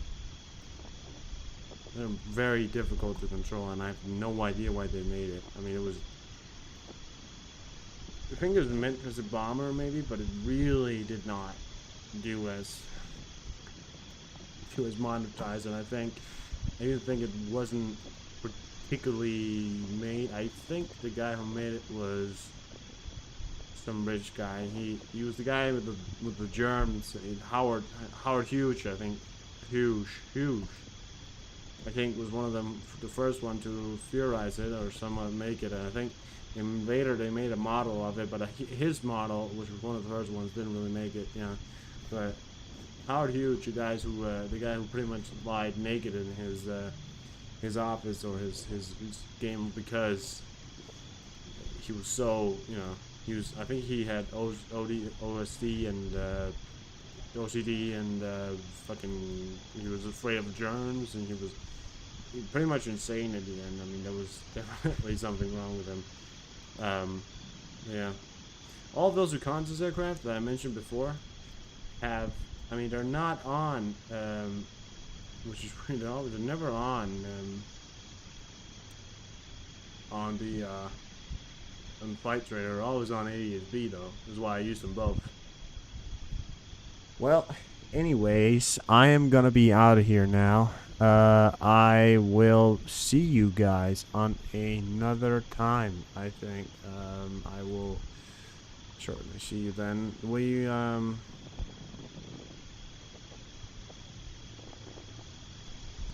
What's that? That's the same.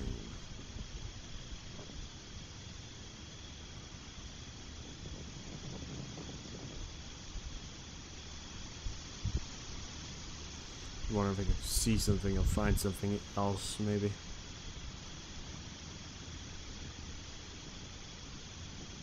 Geez, this one is TVL, right?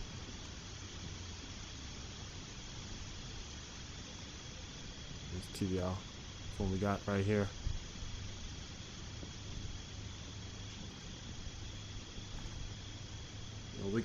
We'll get same wavelength up here.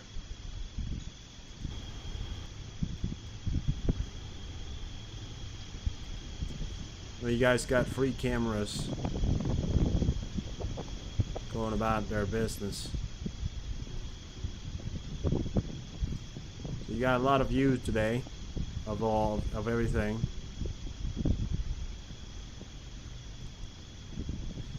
Yeah, that's probably the best I can do. We'll do it like this, and then I will leave it up for you guys tonight, and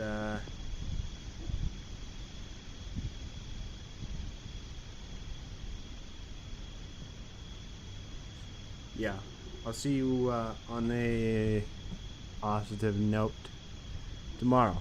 Have a good night.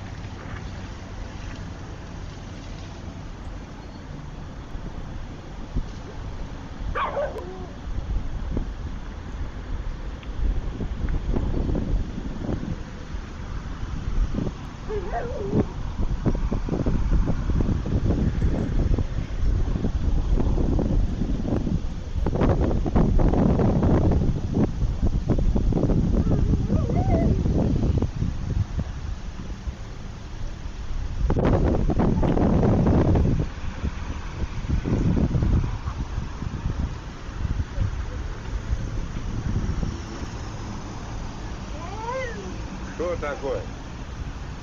Что такое?